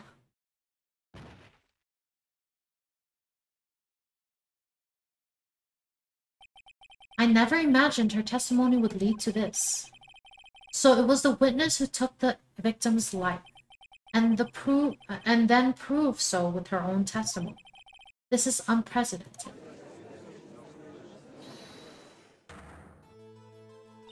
What? What are you saying? I'm sorry, Miss Guy, but given the circumstances, Joe Dark murdered Prosecutor Marshall. How can you think it was Emma? How dare you try to pin the crime on her? Imagine that coming from you. If you recall, it was you who admitted to forging evidence 2 years ago. The reason you moved Prosecutor Marshall's body was to keep anyone else from finding out about what Emma did, wasn't it? I assure you, Mr. Edgeworth, I have no idea what you're talking about. If you hope to have anyone believe your insane allegations, I'm afraid you're going to have proof. Tell me, do you have any conclusive evidence that proves my sister killed Neil Marshall? Evidence? I'm willing to bet you don't. Yes, it certainly would be difficult to prove this with evidence. If we don't have evidence, then we'll have to rely on testimony. I'm afraid that won't work in this case. Both parties involved in the incident are dead. We certainly can't get dead people to testify. This has all been a wild goose chase from the beginning. Touché, Miss Guy. Of course. That only leaves us with one possibility. You mean there's still another possibility? What do you mean, Mr. Edgeworth? I mean, the possibility that the victim has left us a message. For better or for worse, Mr. Marshall did not die instantly. He may have left behind the name of the person who took his life, in one manner or another. That's impossible. Well then, Mr. Wright, this is the only possibility left to you. A message from the deceased. Does such a message exist? I've got to think back to the court records. The real murderer's name that the victim may have left behind is in the evidence. This message from the deceased is already in our possession. Mr. Wright, will you stop at nothing to prove my sister a murderer? Well, I have to go to bed. Alright, Meadow. Have a very good night. Thank you for stopping by and chilling with us. I appreciate it. Hope you sleep well. But I'll leave this message to you all. Oh, what's this message?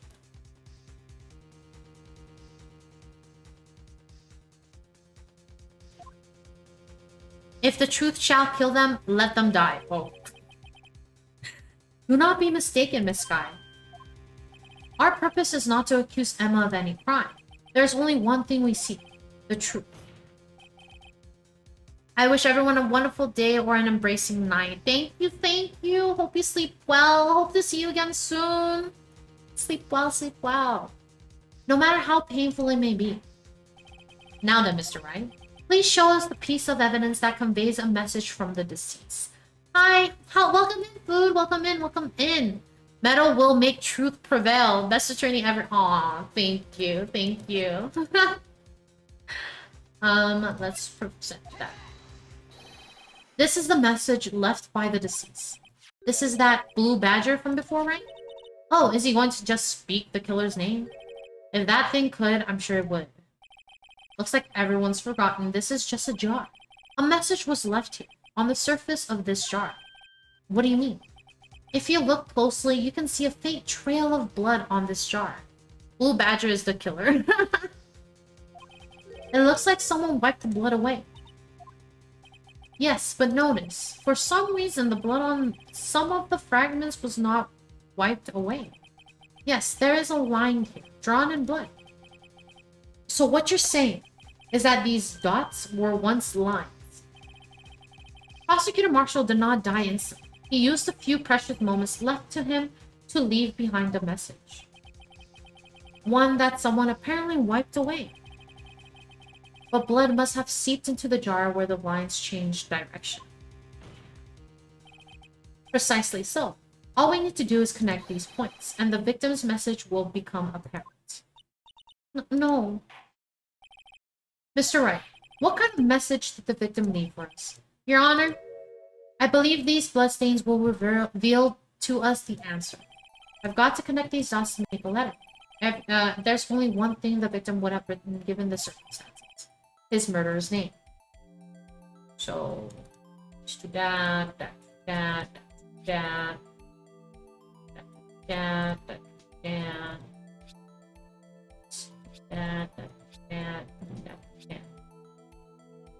Do I need to connect these? No? Okay.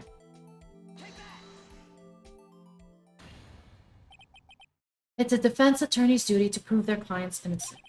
That's why all I've been thinking about is saving lives. After all my efforts, I never thought it would turn out like this. Emma. So this is the final message Prosecutor Marshall left behind.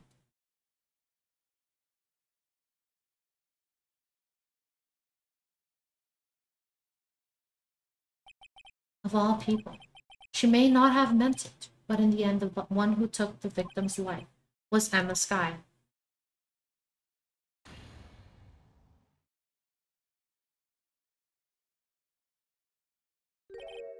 Seaworthy, can't say I didn't warn you. Chief Gant, do you understand the implications of what you've done? What? What are you talking about? 2 years ago, Joe Dark was sentenced to death. He was convicted because of his final murder. I believe you were the prosecutor in the case, were you not? Yes, Worthy. Because of you, an innocent man was sentenced to death. Not only that, but you used forged evidence to ensure his conviction.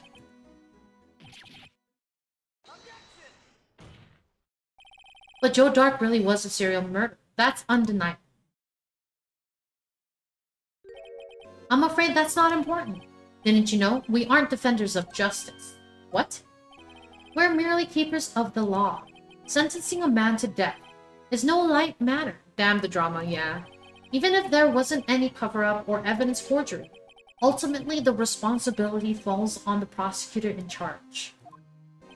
Despite what anyone may say, this fact cannot be denied. What's going on at the prosecutor's office? They must have sent an innocent man to his fate, a death. How can he just stand there like it wasn't his fault? Order, order, order. Everyone's upset now. The gravel's pounding fell on deaf ears. Unable to settle the crowd, the judge declared a recess. Where this trial is headed, no one knows. All right.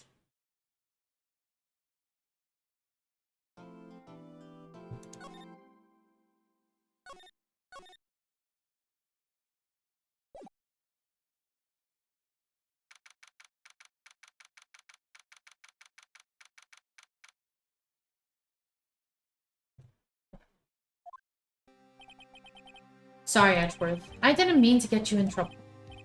Don't worry about it. This is my problem, not yours. Hope I'm not interrupting anything, pals. You are. You are. Oh. Yes, I am. I'll come back later. Yeah, you are. Yeah. Gumshoe. The game art is very nice. It is. It is an older game, so the art essentially we are playing an older version, the first version of the game. But there's more versions after this, and the art gets better and better. I'll come back later. Wait, Detective Gumshoe, what is it?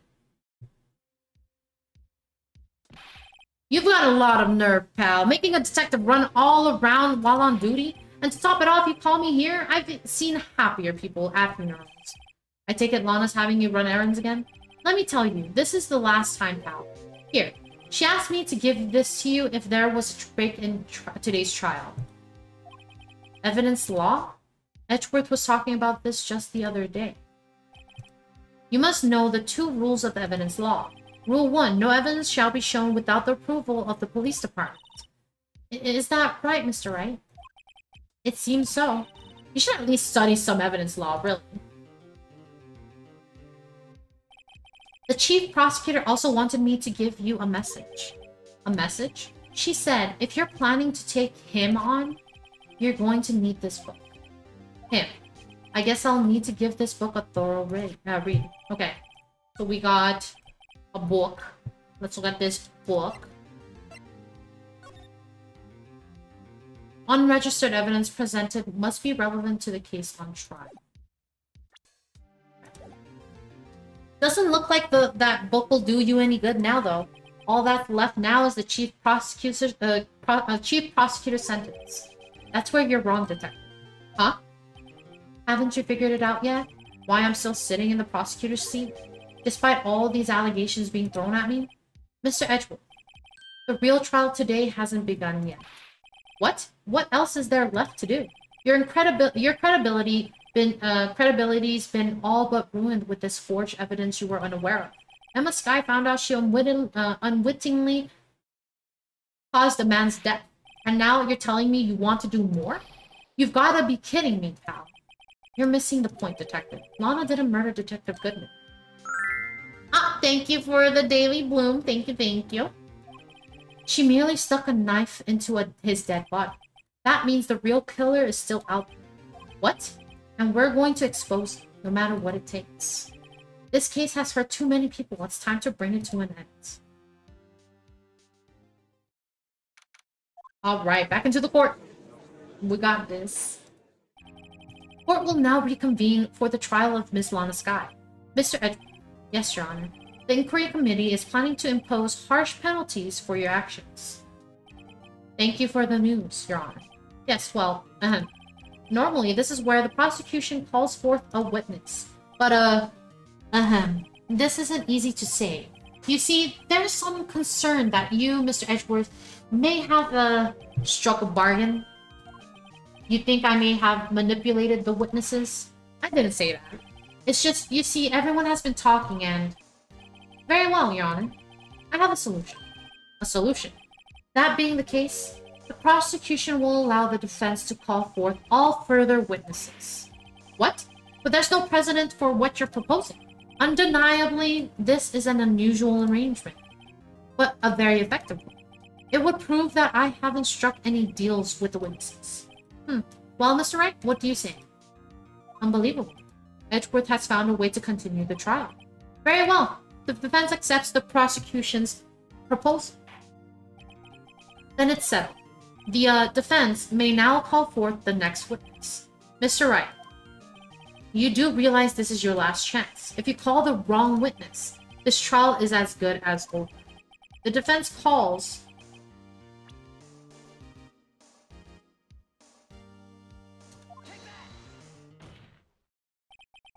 Damon Gant. The defense calls Damon Gant to the stand.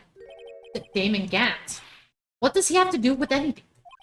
As the defendant's partner 2 years ago, Mr. Gant has first-hand knowledge of the crime.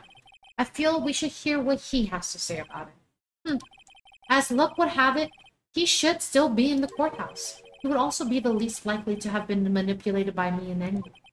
Wouldn't you agree, Your Honor? True. All right, bailiff, please escort Mr. Gant to the stand. Fuck you. Fuck you.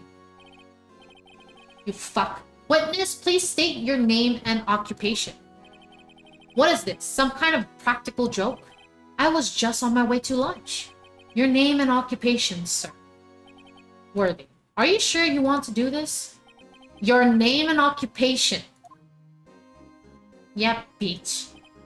So, you want to play hardball, eh? But please, Mr. Gant. Cooperate, you, yeah.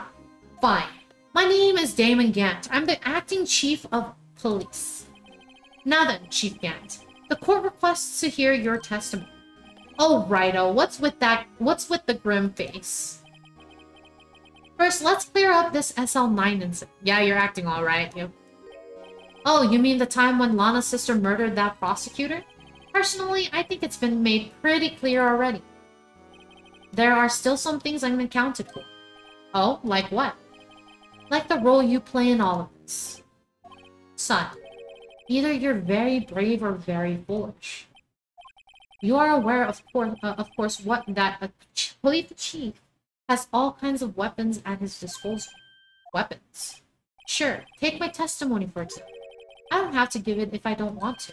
What? Is that true? I'm afraid so. The chief of police has the right to refuse to testify. Of course, such an action carries with it certain risks. Don't worry, I'm not here to hinder your trial. Just remember, if this turns out to be a big waste of time, don't say I didn't warn you. Very well, the witness may now begin his testimony.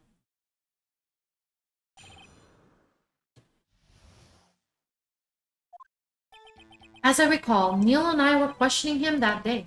To make a long story short, we slipped up. The power outage didn't help either. When I went to my office, I found Lana there. Apparently, she had already arranged the crime scene. As you can see, I had nothing to do with the forgery. Is that when Dark was arrested? Him? He was lying on the floor, unconscious.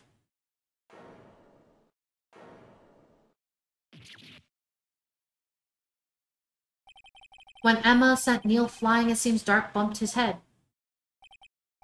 I see. Everything seems pretty clear-cut. If the police chief has the right to refuse to testify, then I'd better hit him hard and fast.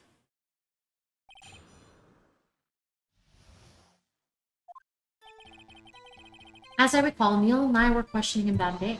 Okay, what were you questioning him about? As I recall, a ceremony was held at the police department that day. Yes, that's right. I guess you could say I'm a workaholic. After winning his reward, Neil was all fired up too. That's probably what spooked Dark that made him run away like that. Was the defendant Lana Skye also present in the room? I don't quite remember. At the very least, she wasn't there when Dark ran. To make a long story short, blah blah blah. So the two of you ran immediately after him, right? That's right, but Dark made it to the elevator first. So Neil and I split up. He went upstairs and I went downstairs, I guess you could say. He got lucky. What's this about a power outage? Oh, that. The elevator stopped all of a sudden, and I got the shock of my life. Well, probably not as shocked as Neil was when the knife went into his heart, though. What the fuck is his problem? That's not funny. When I went to my office, I found Lana there. Could you tell us what you saw? It was a shocking sight. Neil and that serial killer were lying in a heap on the floor, all tangled together. Dark was also lying collapsed on the floor. Yes, apparently he hit his head and was knocked out. Next to them were those two poor girls, Lana and Emma. Lana was cradling Emma in her arms. Looking back at it now, she must have already known what her sister had done.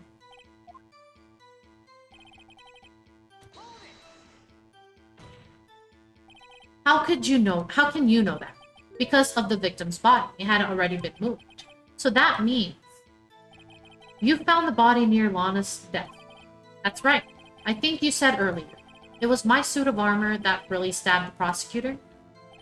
Yes. Anyway. As you can see, I had nothing to do with the forgery. So you're saying that the forgery that had already taken place by the time you arrived at your office. Thank you for the resub, Neko. Thank you for the 2 months. You're so sweet. Thank you. I appreciate it. Welcome in, welcome in. How are you doing? How are you? That the forgery had already taken place by the time you arrived at your office. That's exactly what I'm saying. I can understand how Lana must have felt. I'm doing well, thanks. How it goes? It goes good. It goes good. We are working on episode 5. I think we're almost done. So we might be able to do the next trilogy, but I don't know. Looking at the time, maybe I might do a slightly longer one. I'll see. But I'm glad you're doing well. I'm glad. But moving a body and hiding evidence are inexcusable no matter what the circumstance. Is that how it really went there? Staring at the windows won't do you any good, Mr. Wright. If you're going to stare at anything, you'd be better off staring at the courtroom. Worthy, always the smooth talker. But which piece of evidence ties Gant to the forgery? Lana did admit to forging evidence, but that can't be the whole truth. Somehow, I've got to link Gant to the incident.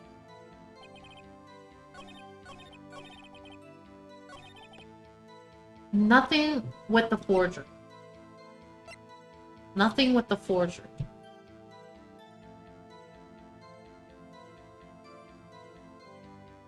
Nothing with the forgery. I don't know. I feel like you... So what? Okay. So Emma... So Lana got rid of that jar. But I feel like the piece of cloth, she wouldn't have done anything about. Oh, we are in Agile. Welcome to Agile, everyone. Now a verse from our collective tale. As night falls, Nettle bids adieu, with wisdom words a farewell so true. Nettle's truth a beacon bright in Ace Attorney's legal fight. Blue badgers blame a twisty tale, while art and drama never pale. Fondlings gather, join the lore, howling Neko cheers with a roar. In Meadow's court we stand and cheer for justice, serve and fondlings dear. That's cute. That's cute. That is so cute. Love it. Love it. Let's see. While that's going on, just want to make sure.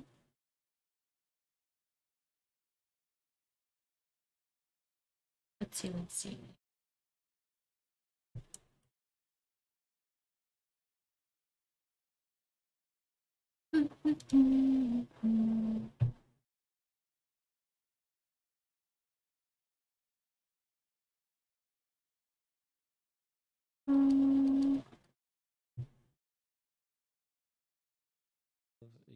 Stuff. Oops. My bad, guys. There we go. Alright. Okay, welcome back from Agile. Welcome back. If you really had nothing to do with the forgery, then how do you explain this? What's that? And what's that on it? A handprint? Let's create an autopsy report. Chief Gant, your explanation, please.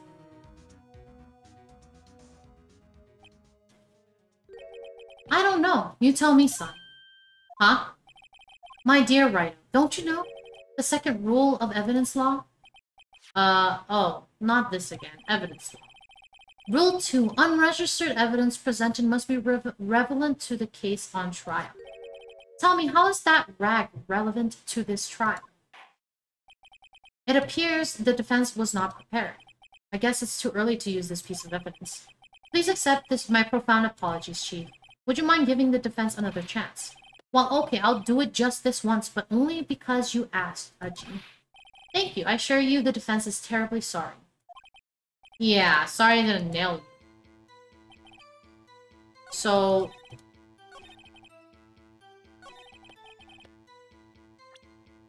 with the forgery. Would it be the vase then?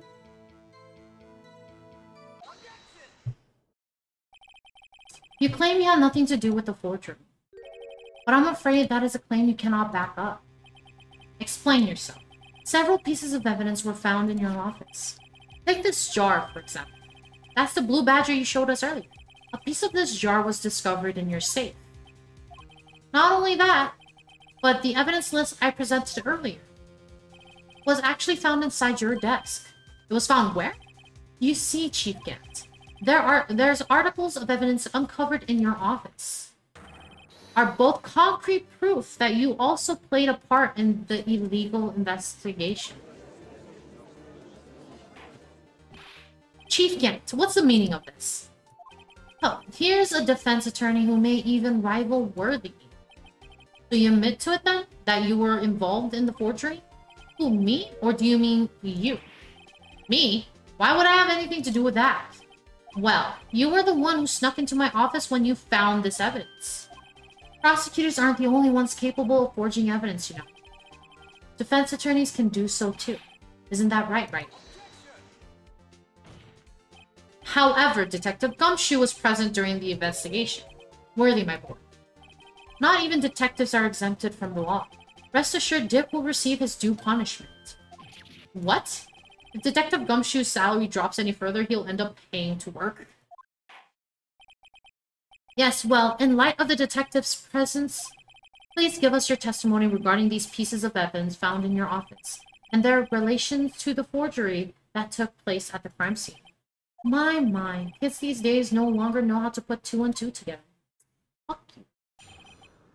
Fuck. Let's see, what was it now? A jar fragment and a list? For all I know, you could have planted them in my office. Anyway, you can't prove when those pieces of evidence were discovered. If they were found after Dark was convicted, then they're worthless. There's no reason I participate in a forgery. Rearranging the crime scene wouldn't help me out in any way. Mr. Wright. Yes, Your Honor?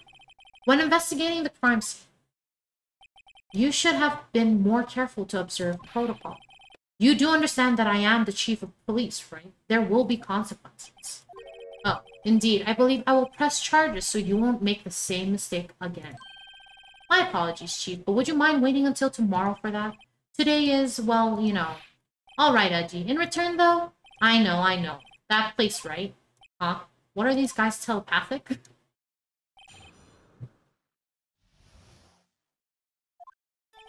For all I know, you could have planted them in my office. No.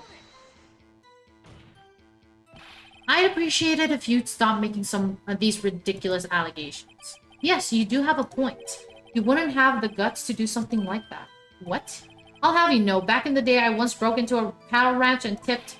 Mr. Wright, what are you saying? Anyway, you can't prove you didn't carry in the evidence, can you? If you have proof to the contrary, you're going to need it later. Later? What are you talking about? What else? I'm talking about when Rido's prints are found. Yes, if they're found inside my safe, they would prove his investigation was illegal. I've never faced anyone as slimy as this guy.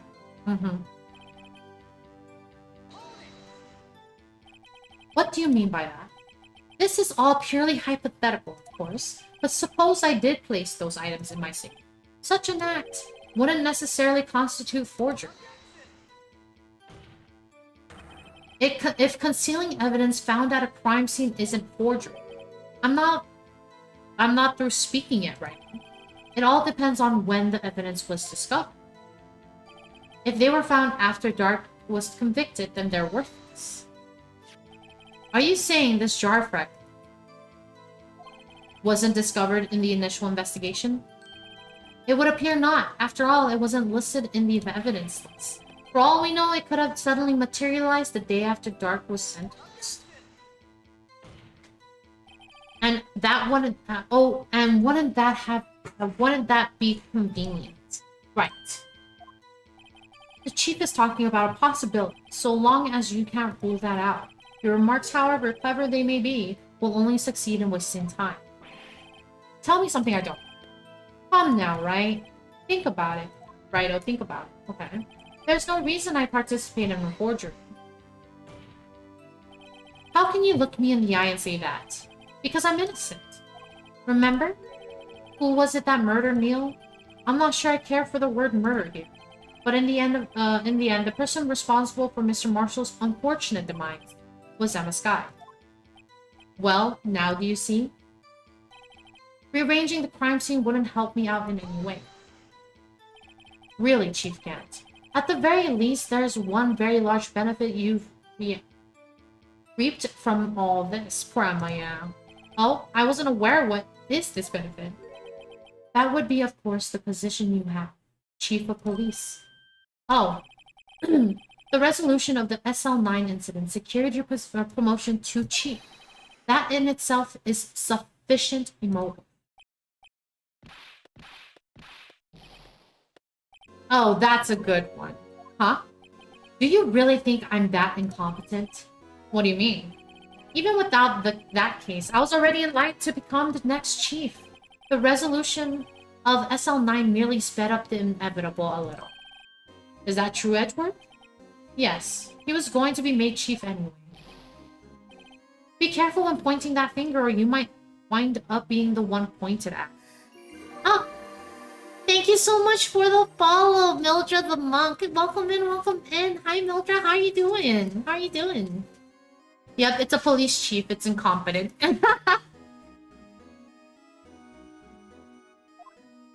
So that means there's only one possible motivation for you to commit forgery. If you didn't do it for yourself, then you did it for someone else. Don't be silly, Worthy. You know me better than that. There are only 3 people I look out for. Me, myself, and I. There. It's out in the open now. Udgy, would you mind if I change my testimony a little? By all means, please do. Fuck you. I wouldn't be anyone's accomplice if there was nothing in it for me. Nothing in it for you? Sorry, but the only person I care about is yours truly. That girl, Lana's little sister, was it? If you think I felt sorry for her, you'd better think again. You're right, you don't feel sorry for anyone. Be tough on crime and tough on people. That's how I was raised. Yeah, like an asshole. You seem to be lax enough on yourself, though. Oh, that's a good one, Worthy. But there have been something in it for him.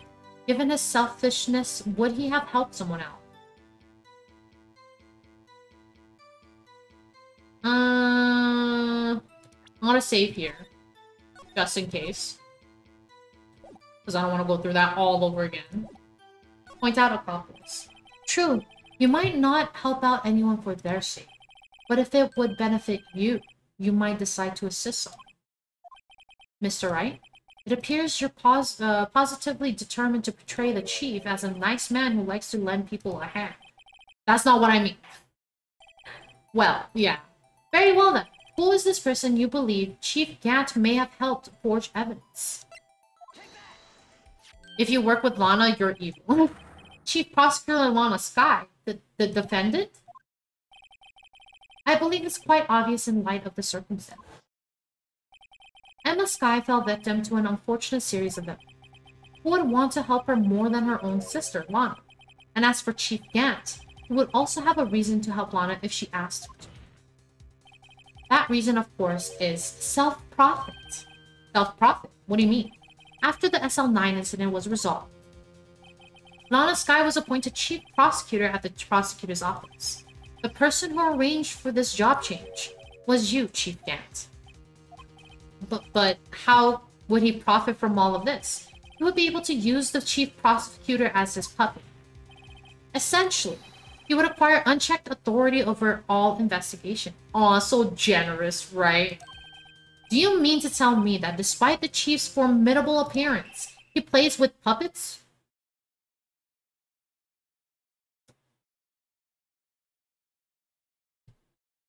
Aji, please. Don't be stupid.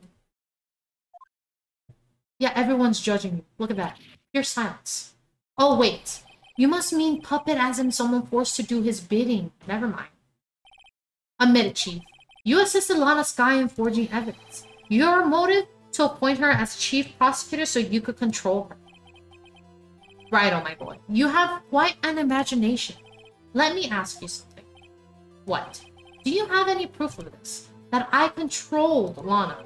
For example, is Lana testifying that I've done such a thing? Lana, she's keeping quiet to protect Emily. There's no way she testified against Gant. I'm afraid without any proof, this all amounts to nothing. More than mere conjecture. Unless that is also what happened in this incident. This incident? Which one would that be? Of course I'm talking about the murder of Detective Bruce Goodman. The chief prosecutor has been acting strange throughout this entire trial. Almost as if someone has been controlling her. Worthy, you'd better watch your tongue. I wouldn't want you to get hurt. Just what do you mean? What he means, Your Honor, is that Chief Gant is involved in the murder of Detective Goodman. Not only that, but the chief is now making Lana take the rap to cover up his involvement. What? What? Yep. Order, order. I said order. Mr. Wright, you can't be serious. Huh? This is an affront to the highest ranking officer in our law enforcement agency. To accuse the chief of police of blackmail and murder? That's impossible. Your Honor, I was merely reiterating. They're not above the law. Yeah, they're not. What Mr. Edwards said in easier to understand language. It's too late, Mr. Wright. There's no turning back for us now. It looks like he's the one who decided to go through with this. Can you prove this, Mr. Wright? That the chief, a high-ranking officer of the law, is involved in this murder? Good question. Teamwork, yeah. Don't accuse a judge's boyfriend. Regardless of his rank or title, Chief Gant is just a man. The question is he a criminal? I believe the evidence will tell. I see. Alright then. Let's see what Mr. Wright's got. And it better be good. Show us this evidence that ties Chief Gant to the murder of Detective Goodman. This is the ID card list? Yes. The one that shows who entered the evidence room on the day of the crime. There was one ID on the list we couldn't determine the owner of yesterday. 7777777. Sorry, but there's no way you can prove that my card number. It's your card number. What? How do you know that? The safe in Chief Gant's office requires a code to open. A 7-digit code. 7 digits. You don't mean... I'm afraid so, Your Honor. The code was 7777777. The same as the remaining ID card number on that list. Chief Gant, you entered the evidence room on the day of the crime. Order, order. Chief Gant, what do you have to say? Nothing. The defense search of my office was in violation of regulation. And I will demand Mr. Wright to be punished, Mr. Wright be punished to the maximum extent of the law. What? Edgy. But right now, this court demands an explanation from you about the use of this ID card. Chief Gant, so you admitted you entered the evidence room on the day of the crime? What about it? I'm chief of police, whether it's the evidence room or the bathroom. What's the difference? I can go anywhere I want. Tell me, when you entered the room, were you alone? I always go to the bathroom alone, as I do with the evidence room. Detective Goodman wouldn't have happened to be with you that day, would he? Of course not. Why would he be? I hadn't seen him in days. Yeah, he uses the evidence room as a bathroom. You hadn't seen him in days. Chief Gant, I'm afraid you've just undone yourself. On the day, you had to have met with Detective Goodman. What do you mean? This trial's purpose is to determine Lana Sky's guilt. No, it isn't, Your Honor. This trial's purpose is to determine the truth. If Chief Gant met the victim on the day of the crime, then we need to determine one thing. What transpired during that meeting? In that case, Mr. Wright, I'm going to have to ask you for evidence. Show us proof that the victim went to meet Chief Gant on the day of the crime. I'm pretty sure it's this. Detective Goodman lost his ID card on the day of the crime. Or to be more accurate, Jake Marshall stole it. So Detective Goodman filed a lost item report. He would have had to give that report to the chief of police. Yet you are in possession of the report, which means you can't be sure if he filed it. He filed it. How do I know, you asked? Because he needed to enter the evidence room that day. He needed to? Yes, to transfer the evidence out. Oh, Detective Goodman took the form to you, Chief Gant. Then, you accompanied the detective to the evidence room. I accompanied him? There's no other way the murderer and Detective Goodman could have entered the room. Hold on, let me guess what you're going to say next. I, the chief of police, murdered poor Goodman. Exactly. But wait, the chief didn't necessarily need to accompany him to the evidence room. He could have just lent him his ID card. Yes, now that you mention it, I believe I might have done something like that. Sorry, but that's not possible. According to the record, your card was only used once. Yet, you showed us your ID card earlier. If you had really lent it to Detective Goodman, it would have been found on his body. He's not happy. He's not a happy camper. Chief Gant, you did it. The murder was most likely a spur-of-the-moment crime, for no one in their right mind would choose the police department as a place to commit murder. After the murder, you contacted Lana at the prosecutor's office. Why? To dispose of Detective Goodman's body, of course.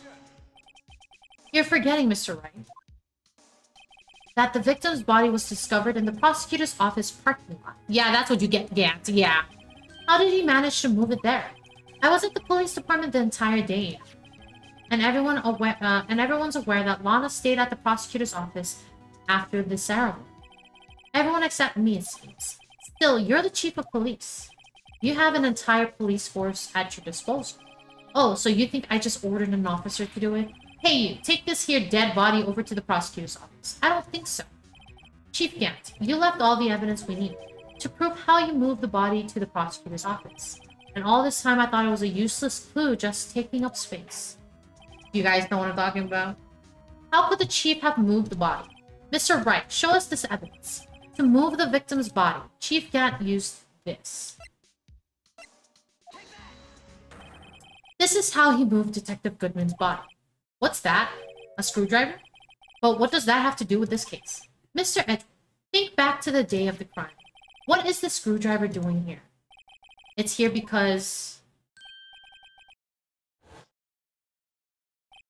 I was asked to go by Chief Gant notice. He told me he wanted me to keep it here in the prosecutor's office. In any case, on the day of the stabbing, I bought this back here. After the ceremony ended that day, I didn't plan to return to the prosecutor's office. But you did, because Chief Gant asked you to. You mean The body was found in the trunk of Mr. Edgeworth's car. I think it's obvious what happened. The body was moved by that car. Detective Goodman's body was carried in the trunk of Mr. Edgeworth's car? Yes, unless of course you have another explanation, Chief. Why else would you have asked Mr. Edgeworth to transport evidence from a closed case? There's only one plausible explanation. To transport the body to your accomplice, Miss Lana Skye. Order. What's going on here? Is there no room for rebuttal to the defense's outrageous accusations? Think back to the photograph Miss Starr took at the prosecutor's office. This is not a photo of the body being stuffed in the trunk to be taken away. This was exactly the opposite. It is a photo of the body being taken from the trunk. Chief Gant, please say something. I believe... Your time's up. My time's up. Sorry, Red, but I'm having lunch with the District Attorney General. We have to get going if we're to make it in time for the early bird special. But the cross-examination isn't finished yet. Remember what I told you earlier? A police chief has all kinds of weapons at his disposal. Weapons? Like the right to refuse to testify. I'm invoking that right now. What? That is not a right to be casually invoked. There are certain risks to be considered. So you're going to just run away after all this? Run away? Don't make me laugh, Worthy. I stabbed old Goodman. That's what you're saying, right? But if you have any conclusive evidence, you would have presented it by now. Well, do you think I had Lana dispose of the body? If so, then show your proof and get it over with. I'll say it again, Mr. Wright. Damon Gant is the current chief of police. This court will not tolerate any accusations against him without concrete proof. Well, Mr. Wright? Your Honor. Do you have any concrete proof? Proof that Chief Gant murdered Detective Goodman and made Miss Guy dispose of his body. Do I have any concrete proof? Let's save here.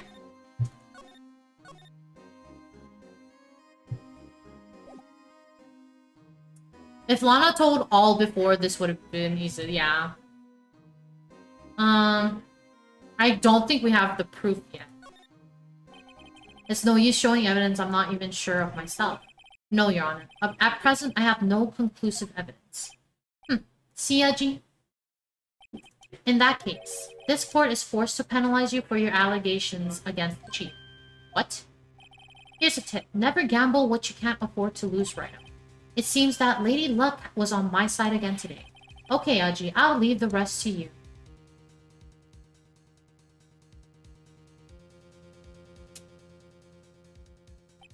I warned you earlier, Mr. Wright. This is an affront to a senior officer in our nation, nation's law enforcement agency. What? Lady Luck? Maybe we should have a word with her. Mr. Edgeworth, what do you mean? There's one lady who knows the real truth behind this trial. We haven't yet had the honor of hearing her testimony. A lady who knows the truth, another witness. In the absence of conclusive evidence, the only other method of proof is testimony. But Chief Gant has invoked his right to refuse to testify. There is still someone else, one more witness who can answer all the questions. Raised in this trial, someone right in this very room. Mr. Edgeworth, who is this person? Why are you asking me, Your Honor? Have you forgotten? The defense is the one calling witnesses today. Mr. Wright, does such a witness exist? She may not be willing to tell the truth, but we can't just stop now. Yes, Your Honor. The defense calls forth Lana Skye. The defendant? Miss Lana Skye? She was in the underground parking lot at 5:15 p.m. on February 21st. Her task? To dispose of the victim's body. In accordance with a certain someone's order.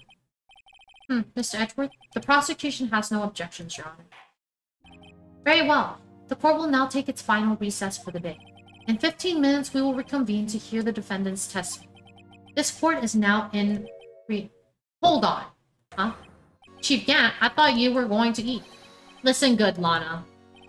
He's talking to Lana. I don't think you need me to tell you this, but if you accept Mr. Wright's claims, There will be terrible consequences. That's right. Your sister will be found guilty for Neil Marshall's murder. This isn't good.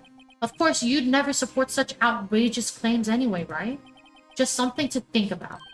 Alright. I've got a lunch date to make. Fuck you. What an asshole. Okay. If there's any further objections, this court is now in recess.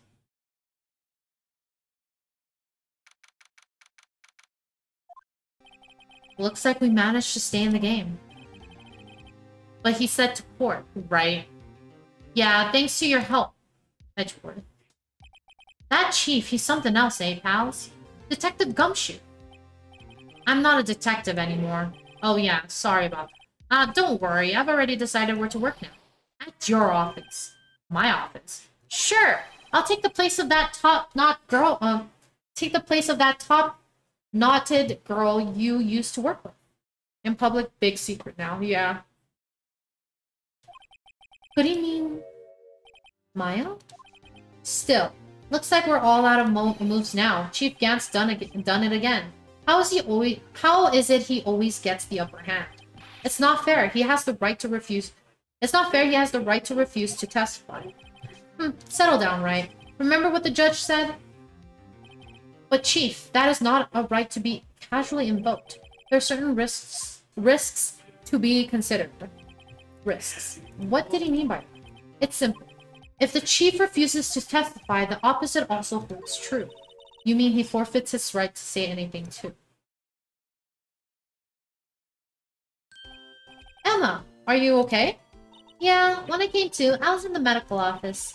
I've been listening to the trial from the gallery. So she heard everything that's been going on. Emma, I'm sorry for what I said before. No, don't be. It was the truth. You know, it's funny. I almost feel somehow relieved. Relieved? Yeah. Now I finally know what really happened. To think that all this time, my sister was being blackmailed by that terrible man. And she did it all, just to protect me. Ever since her appointment as chief prosecutor, everyone who knew her said she changed. Perhaps it was easier that way for her. What do you mean? What do you think I mean? To follow Chief Gant's orders. She must have shut herself up deep inside, to force herself to do anything and everything the chief told her to do. That must be why she became so cold. It was all my fault. It's all because I murdered Mr. Marshall. Hey, don't go blaming yourself now. If you want to blame anyone, blame society, pal. Yeah, blame society. Chief Gant may be able to fool everyone else with his forgery, but he can't fool my memory. I remember now. I knocked Mr. Marshall into that armor. I see. Well, we'd better get back. It's time for the final act. Emma, why don't you wait here? No. I'm going with you. I want to be here. Be there. When Lana tells the truth. Let's go, right? It's time to end this. The final... Oh. We have Agile.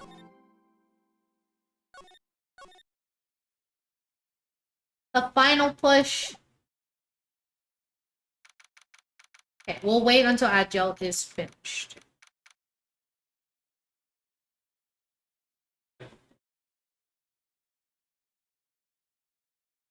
The final countdown to the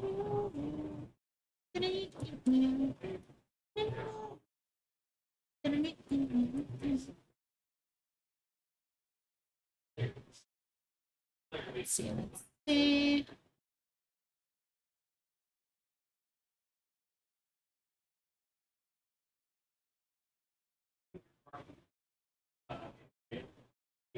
Who took us? The ads. The ads took us. We're waiting for ads to be done so that everybody can see the next portion. Just waiting for the ads.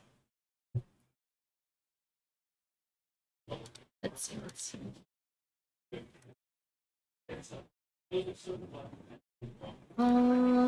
Man, I'm like so impatient.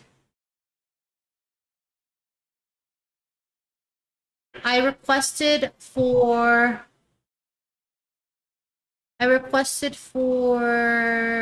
emotes and animated emotes, and they're taking forever. They said it was 48 hours. It's been, I feel like it's been over 48 hours. Here it goes. Yes, we're back. We're back.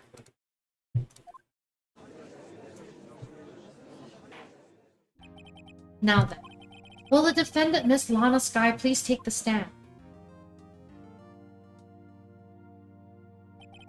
Miss Lana Sky, are you the chief prosecutor? You are the chief prosecutor. I'm sure you're aware of what is required of you. But Mr. Edgeworth, you already know everything. You know all I've done these past 2 years. Please provide the court with your testimony, Miss Sky. And remember, you are under oath. We want to hear the truth. Of course, the truth. Lana, no matter what happens, I'll always be your sister. Now then, your testimony, if you will. First, tell us about your relationship with Chief Gant. Everything hinges on your testimony. You're the only chance we have to get Gant. Alright. I worked alongside Gant for years. There's no truth to this blackmail theory. I fabricated the evidence 2 years ago all by myself. When I found Prosecutor Marshall's body, I rearranged the crime scene. My only motivation was to get Dart convicted. It had nothing to do with Emma. Yeah, lie to yourself. Lie to yourself. Are you sure about this testimony? Your Honor, I'm confessing to a capital offense. Of course I'm sure. But Lana, if this is true, then that means Chief Gant has nothing to do with this. That's what I've been telling you from the beginning. Please, Mr. Wright, you've got to help her. She's sacrificing herself because of me. But what if she's telling the truth? She's not. I know my own sister. Whenever she speaks stiffly like that, she's hiding something inside. Deep down, she's really screaming in agony. Yeah, this is no time to start second-guessing myself. The defense may now begin its cross-examination.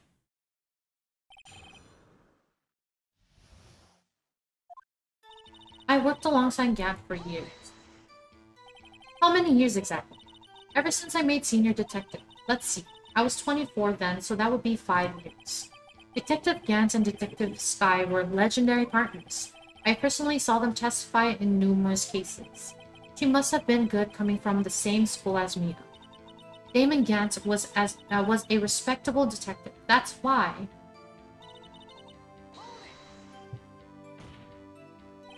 Oh! Hello, Raiders! Hello! Welcome in, welcome in! Thank you so much for the raid, Junie! Welcome in!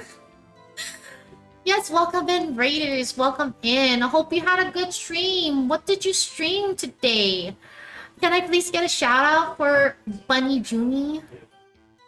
Hello, hello! Welcome in, Raiders. Welcome in. For those of you who do not know me, my name is Meadow Leventis. I am a Water Deer VTuber and a guardian of Aquaros. I stream a variety of games, mostly farming sims, cozy games, as well as visual novels like we're playing right now. We were doing some TCG shop and then Phasmo. Oh, nice, nice. Hope you had tons of fun. I've got to go feed my bunnies, but oh yes, go feed your bunnies. Go feed your bunnies.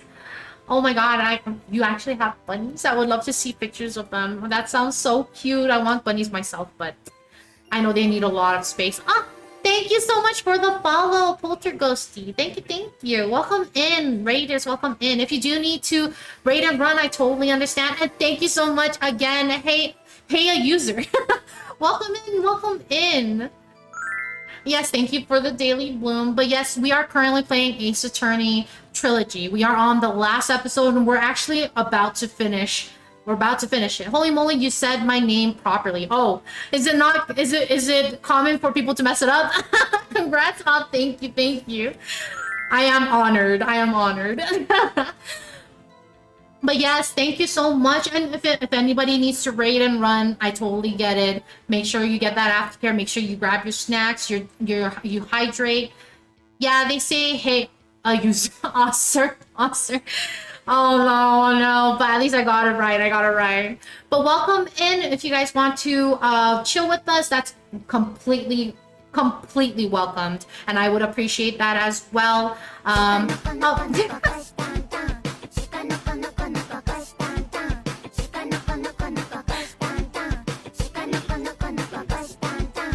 Thank you for the redeem. Thank you, thank you. But yes, feel free to chill with us. We are on the last stretch of this episode, so hopefully we can see the end of this. But yes, welcome in, and thank you so much for the raid. Thank you. All right, so we were just about to interrogate Lana Sky. So, interrogate? Cross-examine. But think about it, Miss Sky. You didn't murder Detective Goodman. You told me as much yesterday in jail. You still don't get it, do you, Mr. Wright? Any testimonies you cannot present in court is as useless as idle gossip. I stabbed Detective Goodman with a knife. And I fabricated the evidence 2 years ago all by myself. So let's go back to that. Did you do so to help your sister? Joe Dark was a serial killer. My sister almost became his last victim that day. I didn't want that incident to ruin her life. But what she did was justifiable self-defense. She wouldn't have been charged with anything. That's not the point. She was traumatized that day, all because of that creep. That's why I couldn't forgive her. Lana, so that's why you fabricated the evidence 2 years ago. Just when I found Prosecutor Marshall's body, I rearranged the crime scene. Okay, let's press on that. You say you did this all by yourself? Yes. Would you mind telling us what you found when you arrived at the crime scene? It seems I was the first person to discover the scene. The broken Prosecutor Award knife was stuck in the victim's body. What? But Prosecutor Marshall died from an unfortunate accident. That's only a situation you dreamed was possible. The reality is, it wasn't my sister who took the prosecutor's life. Fantasize all you want, Mr. Wright, but I'll never change this statement. You mean Prosecutor Marshall wound up being killed by Dark? Something like that. If that is so, what happened to the other murder weapon? Dark was carrying a switchblade knife. Oh, that was lying on the floor a little distance away. It was probably knocked away in the struggle.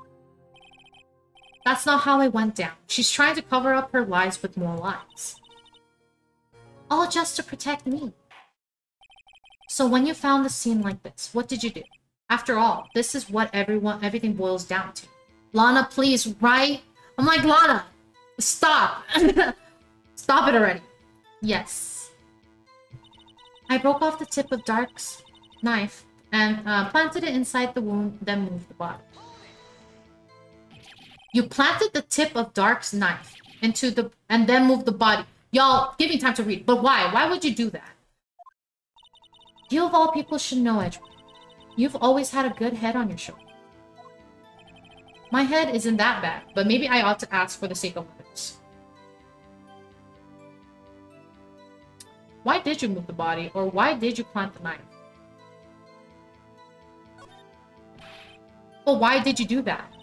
Come now, Mr. Wright. Even you should be able to figure it out. Very well. Let's add this to the witness's testimony. The reason Miss Sky fabricated the knife. I knew the tip of the weapon was buried in his body. I knew the tip of the weapon found buried in his body would be all the proof we need.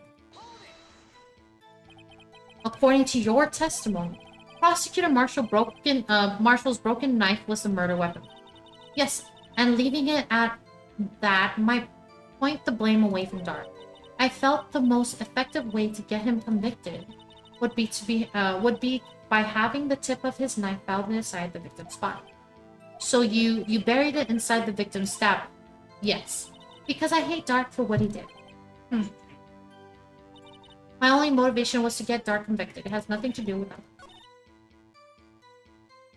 I feel like we're missing something. Maybe moving the location? Let's try that. Why did you move the body? When you showed up on the scene, where exactly was the victim's body? It was where you deduced it was, by Chief Gant's desk. But the body was found by your desk. Why did you move it there? The reason for that is simple. Let's have the witness explain this in more detail. The reason Miss Guy moved the body. The pieces of the jar that shattered during the event threatened my plans. The pieces of the jar that shattered during the events threatened my plan. That doesn't sound right. Pieces of the jar. You mean... Yes, that wretched jar you showed us, sir. In order to show that Dark committed the crime, I felt it would be more English is hard for me, one second. Expedient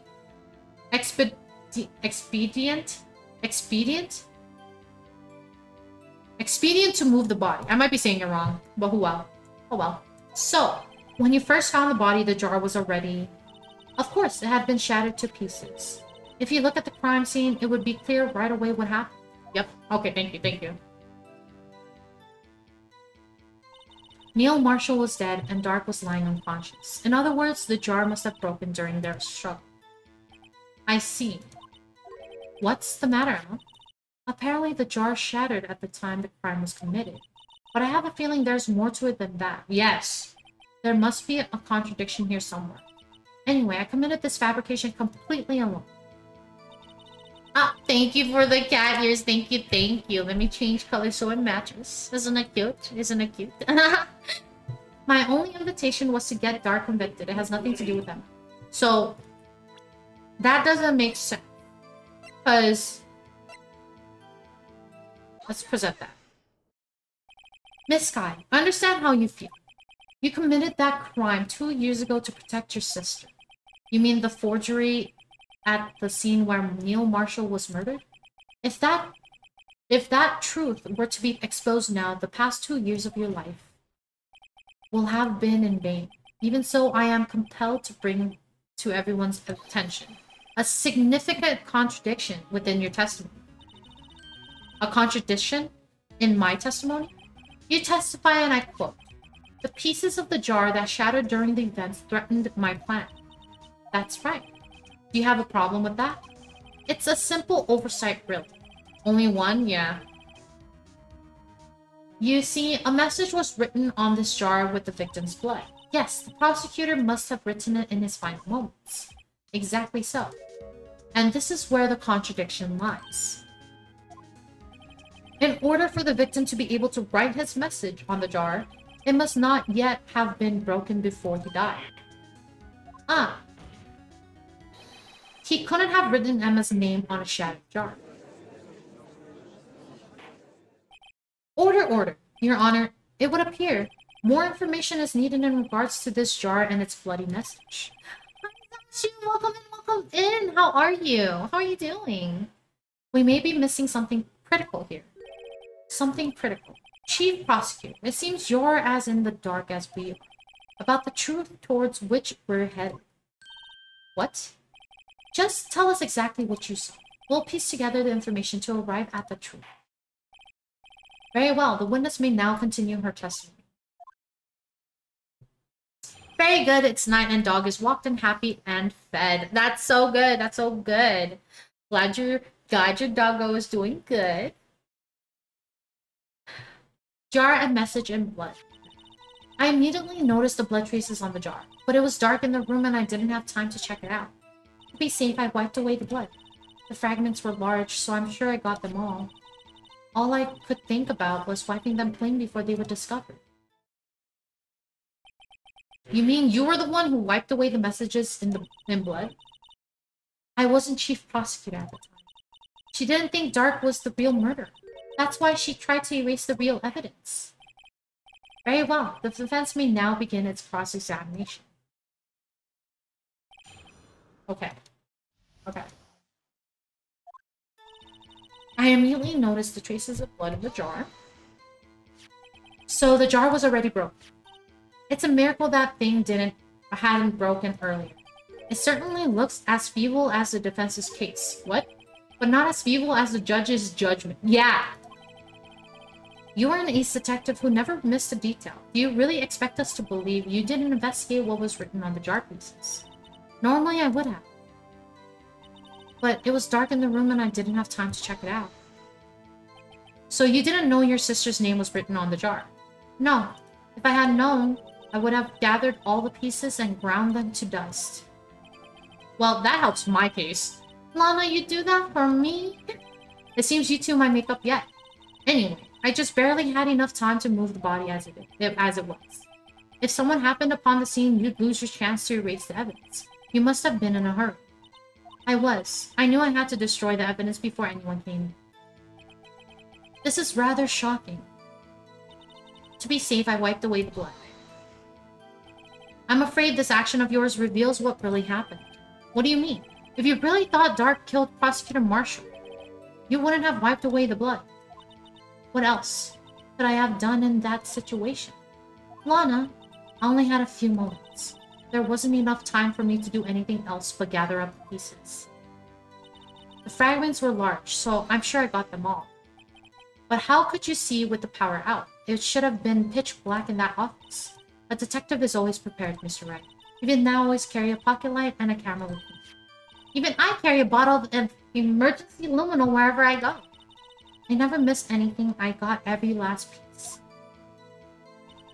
All I could think about was wiping them clean before they were discovered. So you illegally rearranged the crime scene? Yes, I don't have any excuse for my actions. I'm so sorry, Lana. I didn't know. I've treated you so badly all this time. It's not too late. There's still plenty of time to make up, after we've gotten to the bottom of this incident. No doubt this day will leave a permanent stain on the history of the prosecutor's office.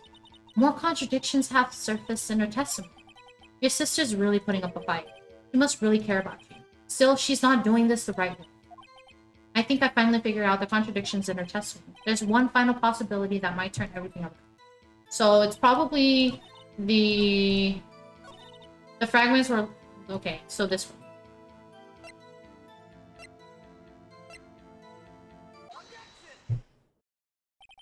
Miss Sky, I believe this jar conceals a truth even you were unaware of. What? We found the final piece of this jar in Chief Gant's safe. In the Chief's safe? But how? I knew it. She really didn't know. There's something even more disturbing about that final piece. There was still blood on it. But the witness just testified that she gathered every last piece and wiped the blood off of it. Yes. Which leaves us with only one explanation. On the night Prosecutor Marshall was murdered, you were not the first one to show up on the scene. Chief Gant got there before you. But couldn't the defendant have simply missed a piece? I'm afraid that's unlikely. The pieces are too large for anyone to miss, let alone an ace detective. That may well be, but everyone makes mistakes. Even I once wasted an entire day looking for my dentures. They were in my mouth all along. Ha, can you believe that? No, Aji. Have you forgotten, Your Honor? When this witness arrived at the scene, the jar was already broken. Oh, that. There's no way a name could have been written on a shattered jar. Another person discovered the scene prior to the witness. I hope you're not implying this person was Chief Gant. At the time, he was looking for Dark downstairs. Besides, even if he was there first, why would he break the jar? The question is, if he did arrive there first, why did he hide the fact for 2 years? Well, Your Honor, can you answer us that?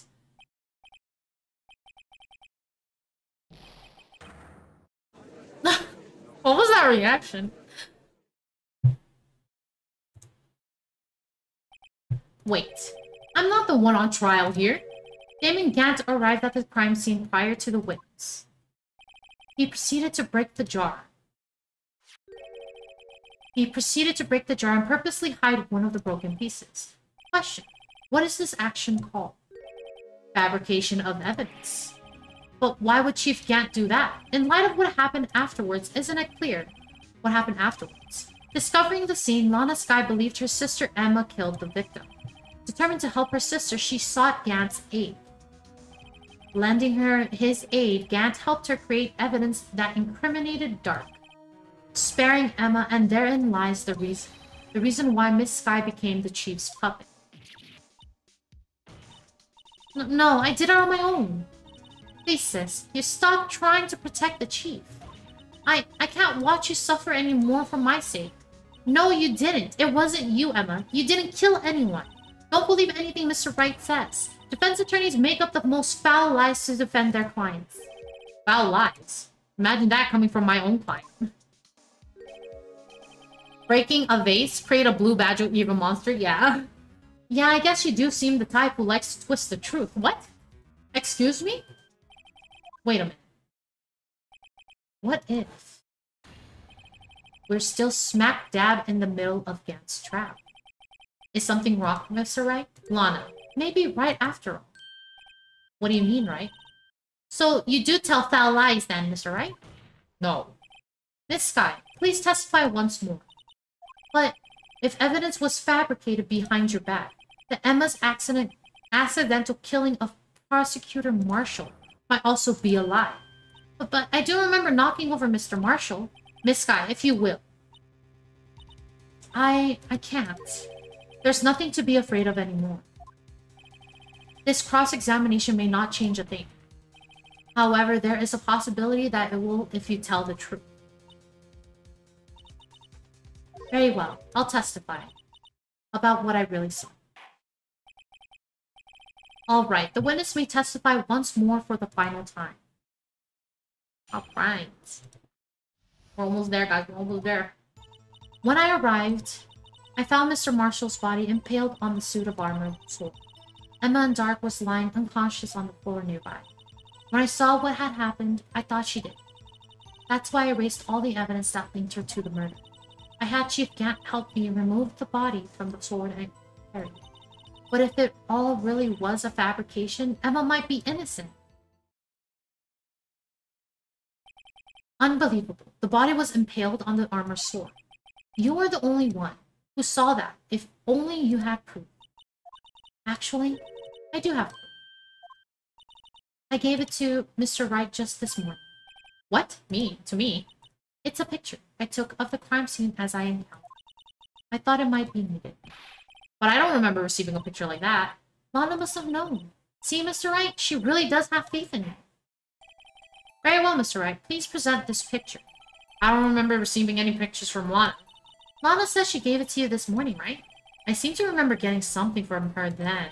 Let's check that evidence again. There must be a picture in there somewhere. Alright.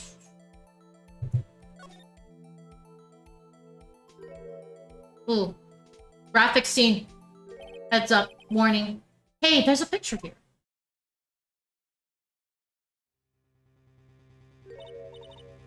Oh my. This is the actual crime scene. No other detective saw the crime scene like this, because I contacted Criminal Affairs only after I had rearranged everything. Mr. Wright, that piece cut out from his vest. Could that be the cloth we found inside Chief Gant's safe? What's this? This is a handprint, isn't it? You guys notice something? You guys notice something? Because I noticed something. That cloth, it had fingerprints on it. Whoever fingerprints those are must be the real murderer. What? But those fingerprints, they're yours. Why are your lips turning all purple, Mr. Wright? Anyway, let's get on with the cross-examination. As long as you tell the truth, we should be able to flush out the real murderer. Very well, the defense may now begin its cross-examination.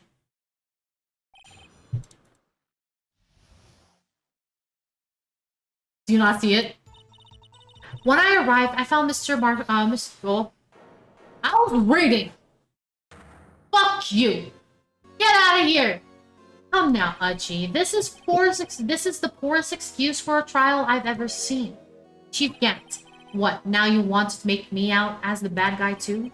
If so, I'd like to put in a word or two in my defense. I'm afraid it's too late for that. What? You already declined to testify. That means you forfeit your right to make statements of any sort. This must be that risk we were talking about.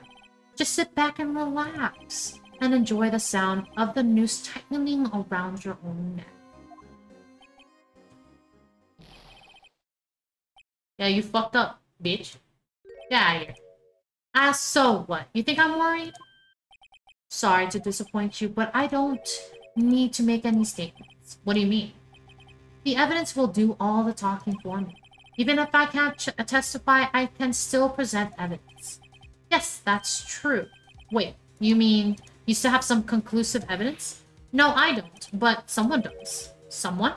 So, what's your excuse, Rido? Why have you been keeping quiet about it? You do have something to show us, right? Something that proves who knocked over Neil Marshall, causing his death. I love you, Edge Boy, yeah. Conclusive evidence that leaves no room for doubt. Is that true, Mr. Wright? If I show that piece of evidence now, Emma's sure to be made out as the murderer. Mr. Wright, if you have any more evidence, present it now. And if you try to conceal anything, you will be the one appearing before the Board of Inquiries. What do I do now? I'd better think this through carefully. I can't afford to make the wrong decision. Should I present that piece of evidence? The one that shows who really killed... So I'm going to save here. I do feel like I know the right option, but I'm just going to save just in case, because I don't want to restart everything. Your Honor, I don't have any evidence I can present at this point in time. What? You lie. Chief Gant? You opened my safe. I know you took what was inside. The conclusive evidence. I don't know what you're talking about. Mr. Wright, why don't you show them? We found it together. Oh, I see. It's because you know the truth, don't you? You know whose fingerprints are on it. That's why you won't present it. What are you talking about, Chief Gant? Can't you figure it out? Take a good look at this picture. See the victim's vest? Notice something odd about the chest area? It looks like a part of it's been cut out for something. You mean you had this in your safe? What? That means you, the chief of police, have been concealing evidence. This is going to be the biggest scandal in history of the police department. Impressive. To be honest, I didn't think you had the gall, right? Well, I can't just let you pin me up as the murderer. Take that, Gant, right? I'll tell you what really happened.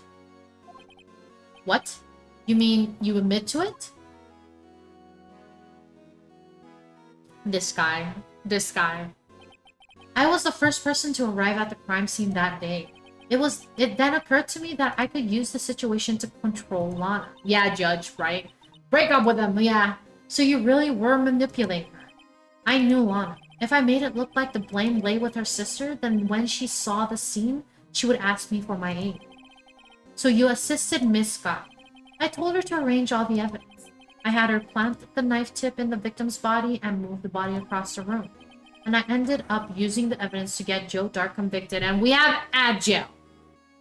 Damn it. Meanwhile, let's catch up on chat. Chat's on hydration and stretch breaks because self-care is key. Vestim pondering the mysteries of universe like why will just one base. Zashu Knight is complete with the happy pup. Meanwhile, Zai is all about that Edgeworth love and cheering for our dancing judge. Min raving it up as they take down Gant. It's a wild courtroom party in here. If he won't admit to it, we'll just have to make him admit to it. Yes. We'll make him admit to it. We'll make it. You got that right, Frosty. Of course. But let's see.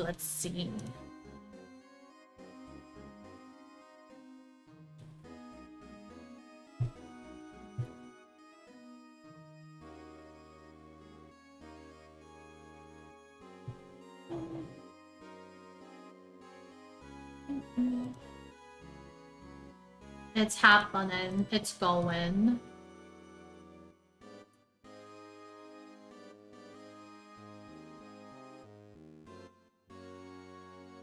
Man, I really don't like this music. So unsettling.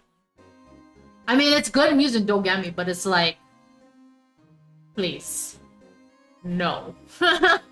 I don't want it. Not from Damon Gant. Alright, welcome back from Agile. Welcome back, welcome back. And I ended up using that evidence to get Joe Dart convicted. When I tampered with the crime scene, I hid 2 pieces of evidence. This was before Mana arrived at the scene, Mike. 2 pieces of evidence? You mean those items in your safe? But why? For insurance, of course. Insurance? I was sure my plan would work, but it's always best to be prepared for the worst. I wasn't about to let anyone blame me for a murder that girl committed. You mean you were calculating that far ahead while forging the evidence? What do you take me for? A fool? I didn't make police chief by dumb luck. See this jar fragment? I hid the most legible part of Emma's name. I didn't expect Lana to go and wipe the blood pieces off all the pieces. But if you fabricated all the evidence, the way this guy talks, I swear, yeah. What's to say you didn't fabricate the message on this jar too? Some people just don't know when to quit, do they? That's why I kept one more item for insurance. You mean that piece of cloth? Come on, Righto, cough it up alright. I know you have. What are you waiting for, Mr. Wright? So you admit to it then, he began. That you were hiding the cloth you cut off the victim's vest in your safe. Yes, I admit it. I didn't want to have to do that, being chief and all. But it's a lot better than being portrayed as a murderer. Well, Mr. Wright, what do you have to say for yourself? Just a moment ago, you said you didn't have any evidence you could present. Foolish move, Wright. You should have shown it then before it was too late. It's been a long battle. But the moment of truth has finally arrived. As long as I don't mess up here, victory is mine. So, I'm gonna save one more time. Because I feel like I know the answer. Whoops, no. No, it's too late to show the evidence now. Besides, even if I did, it just exposed the poor girl's fingerprints. Right? Think hard over the circumstances. The circumstances? I'm talking about then and now. There's one major difference between the two. Weren't you waiting for that difference? So yeah, I assumed. Okay. So, Edgewood figured out my plan. Okay. Okay. Mr. Wright, this is your only chance. Your Honor, I do have evidence to present now. Alright then, let's see this conclusive evidence. The evidence that shows who actually murdered. So, let me verify this once more. On the day of the crime, you personally cut out this piece of the victim's vest. Oh, yes. At last, you finally brought it out into the open. There's a handprint on this piece of cloth. Your Honor, the prosecution requests that we immediately be immediately sent to the lab for analysis. Oh my god. This handprint on the leather. There must have been a strong impact for it to be left so clearly. You mean it could have been forged? Must be authentic, conclusive. It could not have been forged. It must be authentic, conclusive evidence. You're as slow as the uptake as ever, Worthy. What? Think about it. Rido had all this time to present this evidence. Yet he was reluctant to do so. Why would that be? You mean you already know? You know whose fingerprints are on that? Mr. Wright, do you really know? Whoever the fingerprints belong to must be the real murderer. Whose fingerprints are they? Very well, I'll tell you. It should be okay now. Everything's proceeding as predicted. The person whom these fingerprints belong to is... Emma? Emma Sky? What? They're mine? I'm sorry, Emma. But why? Why didn't you tell me? Big Brain Phoenix, yeah. You're really something, Rido. You knew this girl did it all along, and you still tried to pin the murder on me. So it's true. Tragic, but true. This girl really did shove Prosecutor Marshall to his death. How could you? You monster! Miss Sky, you knew whose fingerprints those were all along, yet you acted like she really didn't. Miss Sky, it's not over yet. What? I said this trial isn't over yet. But I'm afraid it is over. Not only this trial, but your career too. You purposely concealed this conclusive evidence. That, my friend, is a serious offense. I'm looking forward to pressing charges after the defendant is convicted. I'll have your badge. Shush, Gant, right? What's the matter, cat got your tongue? It's not over until it's over, yeah. Aren't you going to tell us how it feels? How it feels to be the one who single-handedly turned a poor little girl into a murderer? You're no room to talk yet, right? Before I do that, there's just one little thing I have to clear. Oh, and what's that? Who really killed Prosecutor Neil Marshall? What? Chief Gant, you are absolutely right. This piece of cloth proves who the real murderer is. Who killed Neil Marshall, you ask? It was Emma Skye, wasn't it? I'm afraid that's not possible. You see, this piece of cloth contains a critical contradiction. What? A contradiction? What is this fool babbling about? I'm talking about a contradiction, one that proves who the real killer is. Mr. Wright, this piece of cloth, what could it possibly contradict? Chief Gant, your tyrannical reign ends here. Behold, the piece of evidence that contradicts this cloth. And I don't know if you guys noticed. Well, wrong one. But you see how pristine that cloth is? How pristine it is, other than a handprint? How clean it is compared to this? Do you see how clean that is? And what exactly is this supposed to be? This is the picture Miss Skye took. Take a good look at it. There's no blood. Yes, that is correct. See where the piece of his vest was cut out?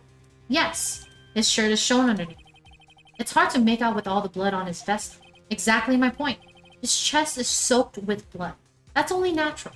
His lungs, no doubt, were punctured. Blood pouring out of his mouth. Oh, but that piece of cloth. Wait. There's no blood on it. Since Emma Skye's fingerprints are on this cloth, there's no doubt that she shoved the prosecutor aside. However, Mr. Marshall was not impaled on the sword at that time. No, this is nonsense. Now then, Chief Gant, let me ask you something. Prosecutor Marshall was not impaled when he was shoved aside. He most likely hit his head on the ground and was knocked out. If so, then tell me, who could it have been? Who could have arrived at the scene before Miss Lana Skye picked up the unconscious prosecutor and impaled him on the armor sword? Then, to make it look like Emma was responsible for the prosecutor's death, said person proceeded to write her name on a jar with the victim's blood. A jar that they then broke on purpose to leave behind a clue and make Lana believe her sister did it. Remember what you admitted only moments ago? That you personally cut out this bloodless piece of the victim's vest. Ironic, isn't it? Though through the very act of creating insurance, you proved that you were the actual murderer.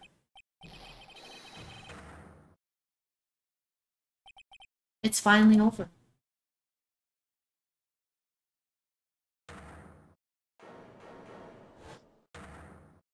Oh, you sweating now, boy. That was close, Riddle. You almost had me. Sorry, but you'll have to do better than that. I refute your allegations. What do you mean you refute his allegations? You see, that piece of cloth is illegal evidence. Order. What nonsense is this? Illegal evidence cannot be used to convict a suspect. Remember, Aji? Earlier, old Rido here concealed that piece of evidence. That piece of cloth. So then, what's your excuse, Rido? You do have some conclusive evidence, don't you? Your Honor, I don't have any evidence I can present at this point in time. Well, that's true. The defense did refuse to present evidence. At that moment, that piece of cloth ceased to be legal evidence. But that's not fair. Did you actually think you could best me in court? It looks like the last laugh's on you, sir. I'm afraid Mr. Gant's claim is legally correct. Well, Mr. Edgeworth, true. Illegal evidence cannot be used to convict a person. Assuming, of course, that the evidence is indeed illegal. Well, Mr. Wright? It seems at last, the time for me to reveal my plan has finally arrived. Mr. Wright, do you admit to it? that you purposefully and illegally concealed this piece of cloth. No, I did not. I admit, I refused to present it at one point. So the evidence is illegal. No, it isn't, Mr. Gant. What? It's not that I didn't present evidence then. It's that I couldn't. What do you mean you couldn't? There are certain procedures involved when presenting evidence.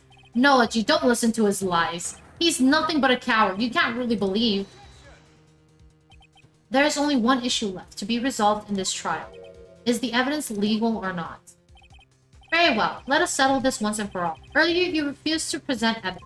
Don't listen to him, Judge, yeah. If you can prove your conduct was not in violation of the law, then do so now. This bitch. He's toxic, yeah. This is my proof, Your Honor. Evidence law. What's this? I've done my homework too, Chief. Indeed, Emma Sky's fingerprints were on this piece of cloth. However, at that point in time, this was merely a piece of cloth, nothing more. What? You see, it's written right here in this book, the second rule of evidence law. Rule 1, no evidence shall be shown without the approval of the police department. I found this piece of evidence myself, inside your safe. It goes without saying, I did not have approval from the police department. Rule 2, unregistered evidence presented must be relevant to the case on trial. And here's the crux of the matter. You see, at the time, it was impossible for me to prove the relevance between the cloth and the SL9 incident. Bro breaks the rules all the time. He does. He does. And then suddenly they're like, here, some real logic. Have some logic here. It's like, why? What? What kind of nonsense is this? You want relevancy? Just take one look at this picture and... now there are legal and illegal evidences, right? Sorry, but can you recall when that picture presented? That was shown only a few moments ago. No, he's right. At the beginning of today's trial, the piece of cloth was still meaningless. The person who gave it value as evidence was you, Damon Gant. Not all randomly spawned and showed, right? You yourself confessed to a certain truth. Let me verify this once more. On the day of the crime, you personally cut out this piece of the victim's vest. Oh, yes. It was then that you approved this cloth as conclusive evidence. Yes, you, the chief of police, personally approved this cloth. The only person who could have cut this from the victim's vest is the person who stood before Prosecutor Marshall in his final moments. In other words, the real murderer. And there's only one person who that could be. Damon Gant, the killer was you.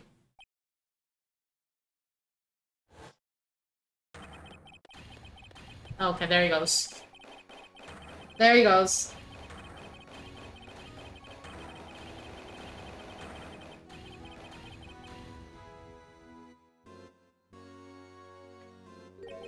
I knew I could have... I knew I should have...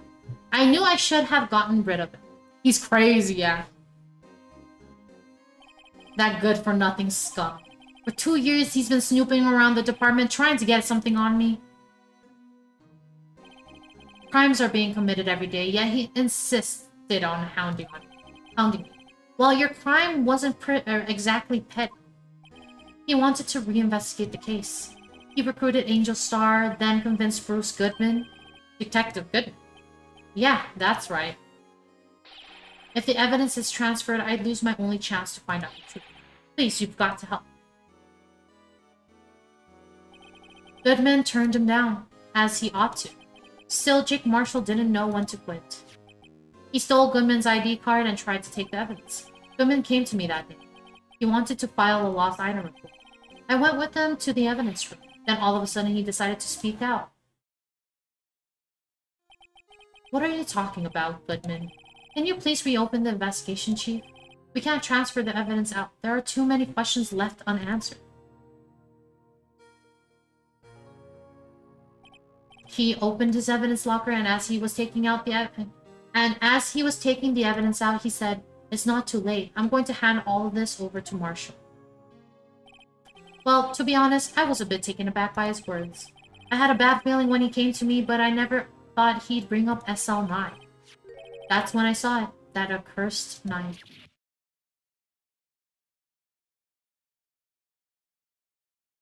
I couldn't just pull it out. Doing so would have only led to more blood, making it near impossible to hide your crime. Even so, the blood was just pouring out. I didn't know who might stumble in, so I hurried to wipe it up. I was worried so much about the floor, I didn't realize my fatal mistake. A bloody handprint on Detective Gumshoe's locker. I used to be known as the crime computer, but everyone has to start somewhere, I guess. I was too nervous. I had no business doing any of it. Then you put the body in my car. I'm sorry. I couldn't think of any other way to move the body. I broke your trunk, but what's the big deal? You make a lot more than us detectives ever will. Oh, thank you for the daily redeem. Hi, Wolf. Welcome in, welcome in. Hope you're doing good. How are you? How are you? Leaving the prosecution's car aside. How? How could you get Miss Sky involved in all this?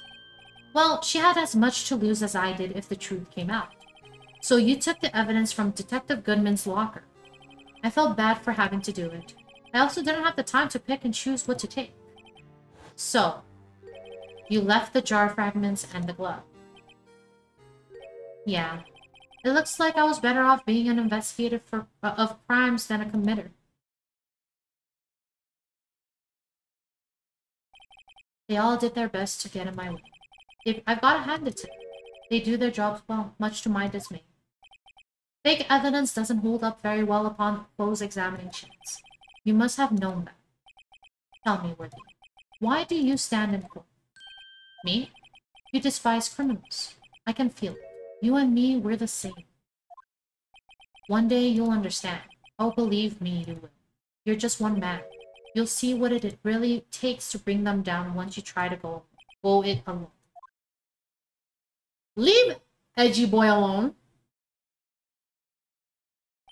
Well, looks like it's time to say goodbye. Oh, well, what? Looks like we'll have to cancel that lunch date. Sorry, old friend. I'm sorry too, Damon Gant. I knew you as you used to be long ago. You were once a fine investigator and an example to others on the force, but I'm sorry to learn that you are no longer that person. Leave Edge Boy alone, right? Those days are gone now, Edgy. Thanks for all the memories, though. Don't worry, you'll be fine. Now you have Rido here and Worthy. With these two around, you can't go wrong. In fact, I can hear them already. The melodious sounds of a new beginning. The melodious sound. I don't know. It's close enough. There are two things I want you to understand. Yes? First, your sister never hurt you. Second, Damon Gant betrayed you from the beginning. You see, Miss Guy? You no longer have any reason to keep silent. You're right. When this trial is over, I'll tell you all that I've done these past 2 years. From the time I had Gant help me forge evidence up until today. So, it seems all the questions raised in this trial have been answered.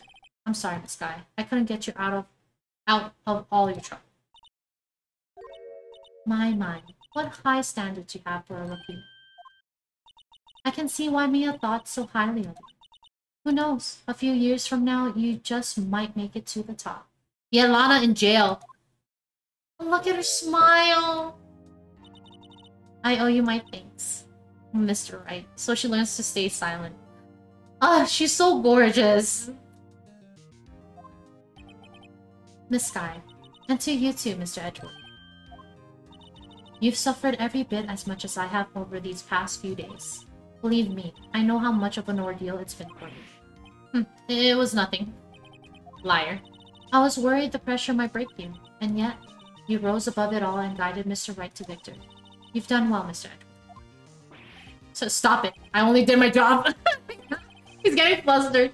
In light of this case, it seems a good self-examining is in order for all of us. Miss Sky, yes, Your Honor, you are innocent of murder. However, although the chief blackmailed you, the fact is you still acted as his accomplice. A trial will be scheduled for those crimes at a later date. Yes, I understand your point. Is there something amusing about all of this? Why are you smiling? It's been a long time, Your Honor. A long time since I felt free of these heavy chains.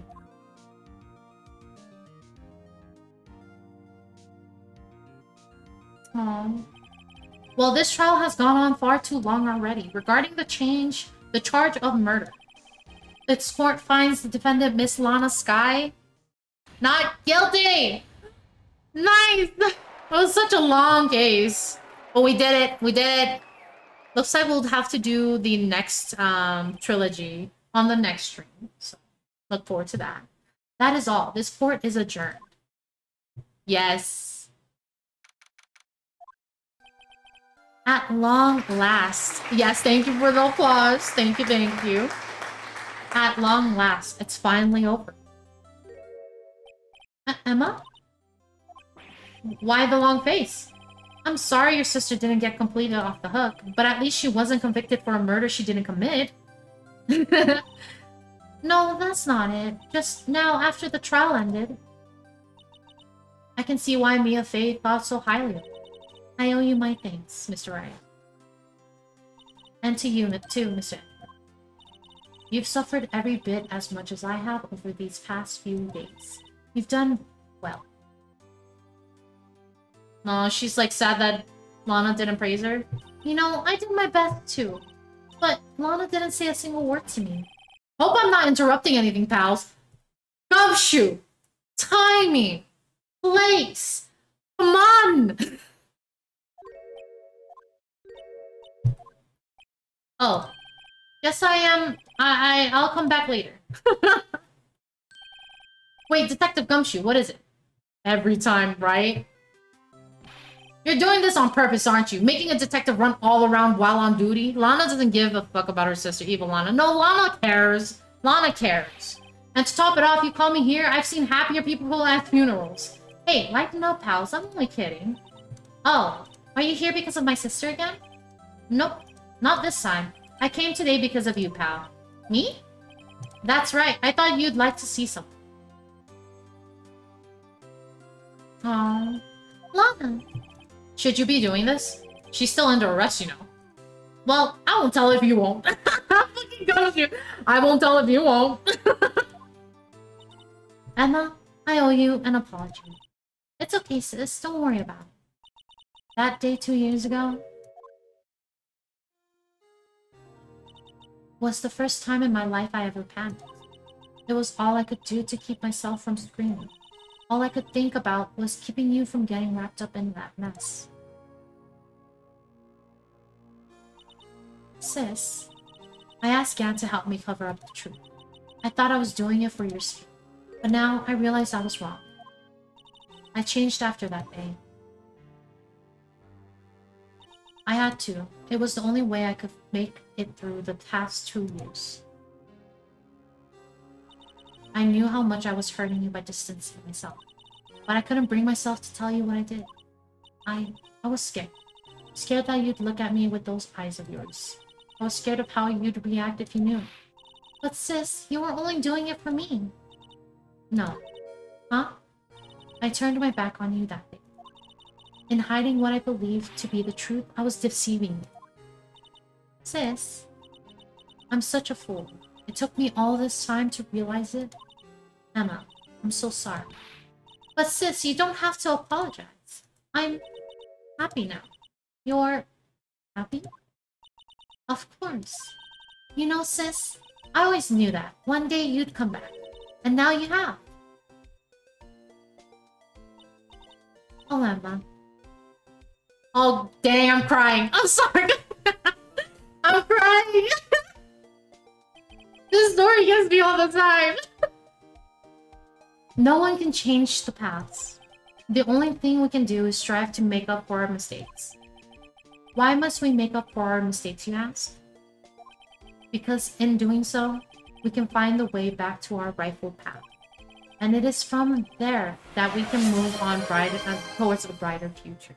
Thank you for the head pass. Thank you, thank you. Oh, I am lagging. Don't worry. The head pass will come through. I don't know why. I need to really look into that. Ugh. At least that's what I felt watching the two sisters make up. I'm crying. 1 second. I need to wipe my tears. Mr. Wright, Mr. Gumshoe. Me? Thank you both for all you've done. I'm sure we'll meet again someday. Isn't that right, Edgeworth? Edgeworth? Stop hiding and come over here. He was fucking hiding. Where was he hiding? I just came to say congratulations.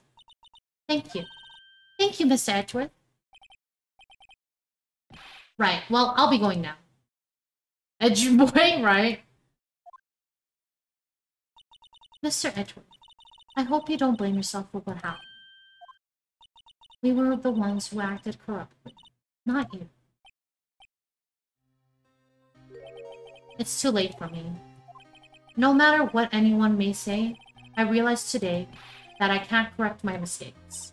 Mr. Edgeworth, not only that, but I don't even trust myself anymore. Chief Gant was right. You despise criminals, I can feel it. You and me, we're the same. One day, you'll understand. Oh, believe me, you will. You're just one man. You'll see what it really takes to bring them down, once you try to go it alone.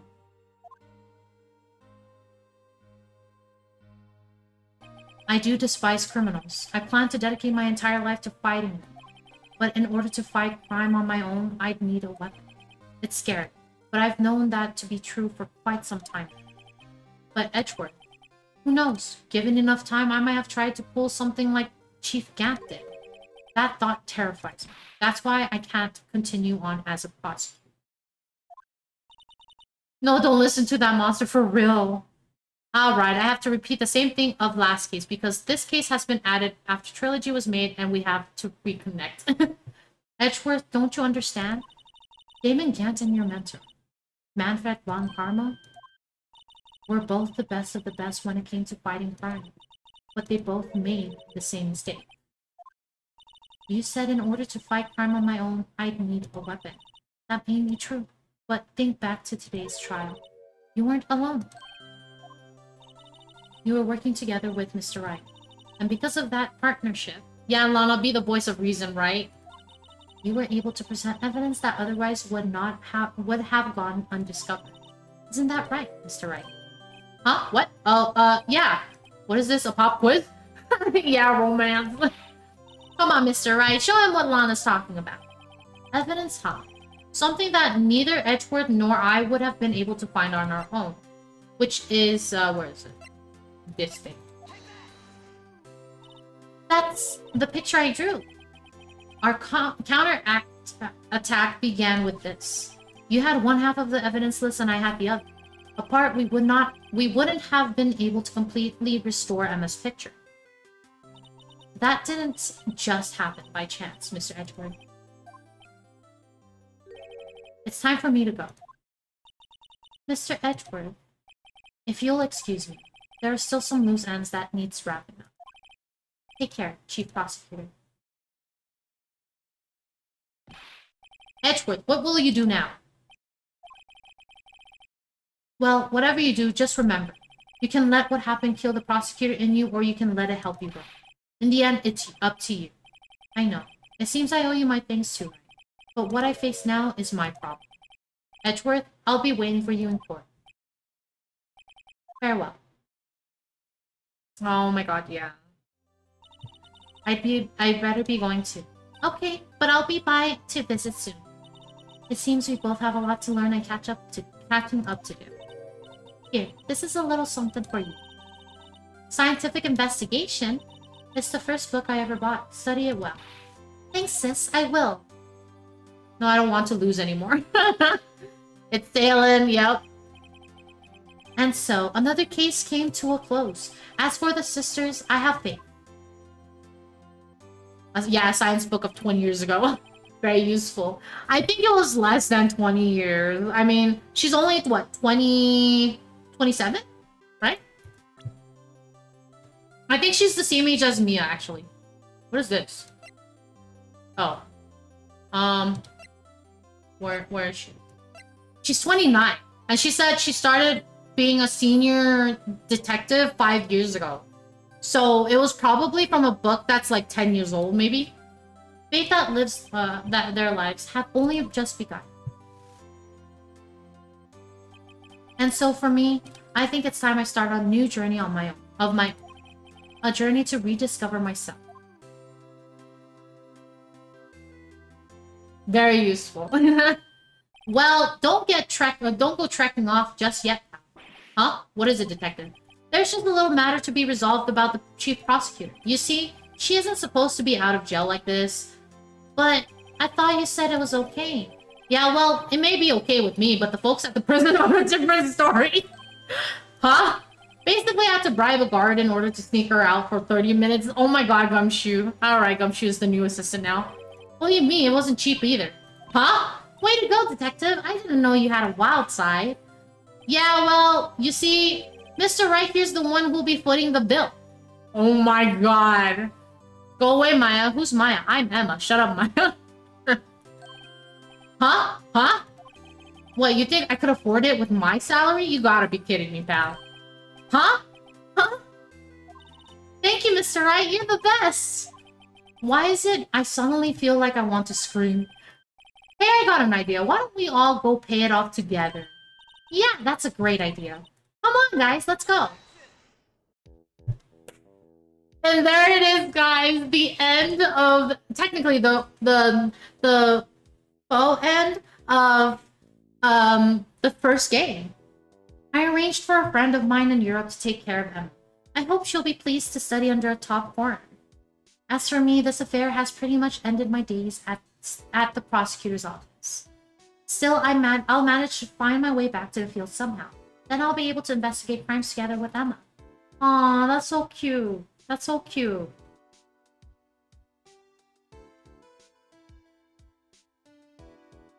But that was good. That was good. That was a really long-ass trial case, but it was good through and through, so... Yeah, so Emma will be a science talent, yeah. Yikes, I thought I was a goner for a moment there. In the end, though, they overlooked my unauthorized investigation of the chief's office. If we penalize you anymore, it'll be worse than firing you. Yep, that's what they said. It just goes to show. You can't shake me off that easily. At least he still has his job, guys. He still has his job.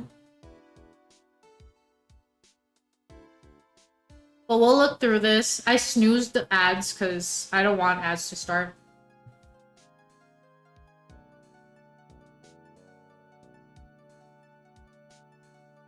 Because there's some stuff that we can see here. Officer Meekins. My new mission is to guard the main entrance and take care of Billy. Can you believe it? I've been demoted to a security guard. My partner's keeping an eye on the entrance for me today. I'll show them though. Someday I'm going to make a detective. Yes, sir. Then I can just be like I can be just like that Dick Gumshoe. I don't know about that, but I don't know about that. You can try. You can try, but I don't know about that. He's too meek. It's in the name. Oh, please. I've seen enough of this.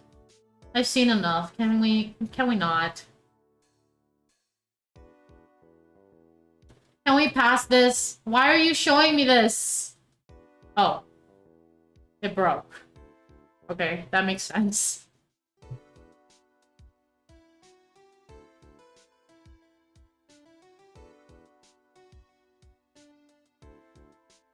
Ah, fucking ads, I snoozed you!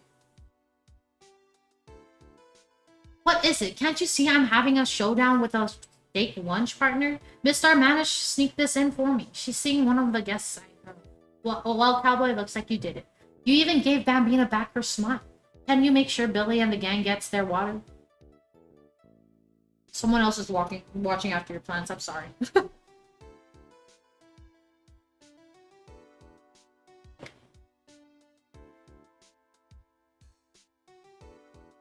Looks like we won't be seeing each other for a while. As a farewell gift, I put a new meal on. The top layer tastes as bitter as defeat, but the bottom layer is as sweet as victory. It seems to dig the turnabout theme. It's a hot seller around exam time. Just make sure not to eat it backwards. Why told about cocaine during this ending strange? It's not cocaine. Well, hi, Dip. Welcome in, Dip. It's been a while, Dip, actually. How have you been? Are you doing okay? It's been a bit. I'll never forget what that young defense lawyer said after the trial. Let's see what his name is. What's his name again? Mr. Left? Anyway, he said he's been doing something or other for how many years? Well, anyway, I've got other trials to get to, so I'd better be... Huh? Oh no, I forgot my gavel. Sorry, gotta go. 2 streams. Yes, it's been 2 streams. How are you? How are you? Hope you're doing good. We're just going through this. I just kind of want to see the little snippets before we end it for the night.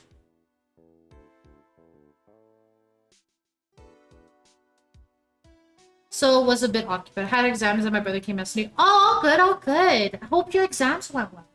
Still, sometimes I do miss hearing you and your objections. Still, I can't go back until I'm a full-fledged spirit medium. Mystic Maya, afternoon training is about to begin. Coming. Well, see you around, Nick. But hope your exams went well and hope your the visit with your brother was good. Was good.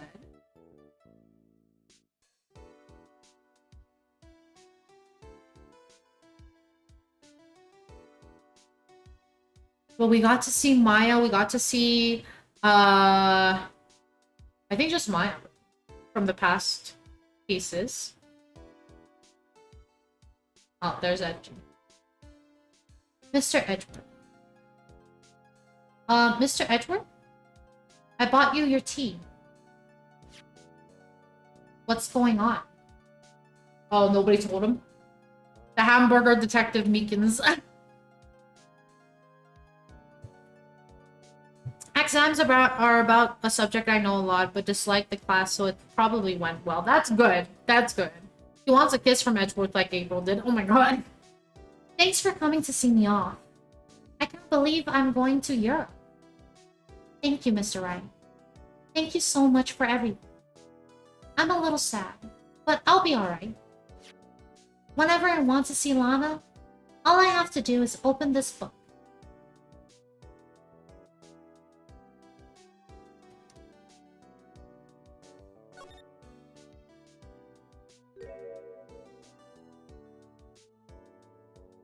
Oh, it was a picture of when they were younger. Probably when she first went into the forest. Look at that. That's so cute. She goes in Europe by train. I think she's going on the train to get to the airport. My brother's still here and being annoying. Well, you know, siblings. They'll always like poke at you a little bit. But that was it, guys. That was the first trilogy completely done. Because that episode was essentially part of the first trilogy as the DLC. But that is a good end for today. We finally finished. Let me make sure to just exit out of this and get rid of the background music because I will send us to a fellow streamer. So I have to search for that. But again, thank you everyone for being here with me, chilling, chatting, just lurking. I really appreciate it all. And thank you so much for the follow. Thank you so much for the follow gold double. Thank you, thank you. Welcome to the Falling Herd. But yes, thank you so much everyone for chilling with me, just relaxing and just going through the case with me. I really appreciate it. This weekend is a off day for me, so I won't be streaming, but we will be back on Monday, same time, 4 p.m. 4 p.m. PDT and 7 p.m. EDT. And I will have to figure out what I'm going to be streaming that day. So I'll figure it out tomorrow, and I'll post the schedule on Sunday on all platforms, including our Discord. If you have not joined our Discord, feel free to do so. We just chat in there. Sometimes we stream music and just chill and chat and do different types of arts and crafts or just game or just chill in general. So you're more than welcome. Saw you were playing AA and was looking for a bit. Wanted to drop a follow since you seemed cool. Oh, thank you. I appreciate it. I appreciate it. Glad I was able to give you good vibes and for you to join our followings. I appreciate it so much. So much. I hope to see you more often. I would love to see you more often. But again, thank you so much, everyone. We should totally stream a horror. No. But let's see who I can raid for today. Let me see who's playing the game today. Let's see that first. Let's see. Where do we have? What do we have? I also don't want to send you guys to someone who may be way ahead in the game. Thanks for the stream. Of course, of course. Doesn't look like I see any VTubers. So what I'll do is I'll send you to a new friend I made. Haven't talked to them much, but they are streaming TCG card shop. So that might be a chill stream too. So let's go. I was going to type the game instead of their name. I'm dumb. But let's get a raid over to Loxon. They did follow us earlier, but I've seen them on Blue Sky. And if you have not followed me on Blue Sky, please feel free to do so. I have a starter pack on there. Again, 100% recommend all of the VTubers that are listed in there. They're amazing people. I recommend every single one of them. Okay, guys? But we will give them some of our love. And again, thank you guys so much. Again, hope to see you guys again on Monday. Have a very good night. Sleep well. And I'll see you soon. Thank you. Thank you.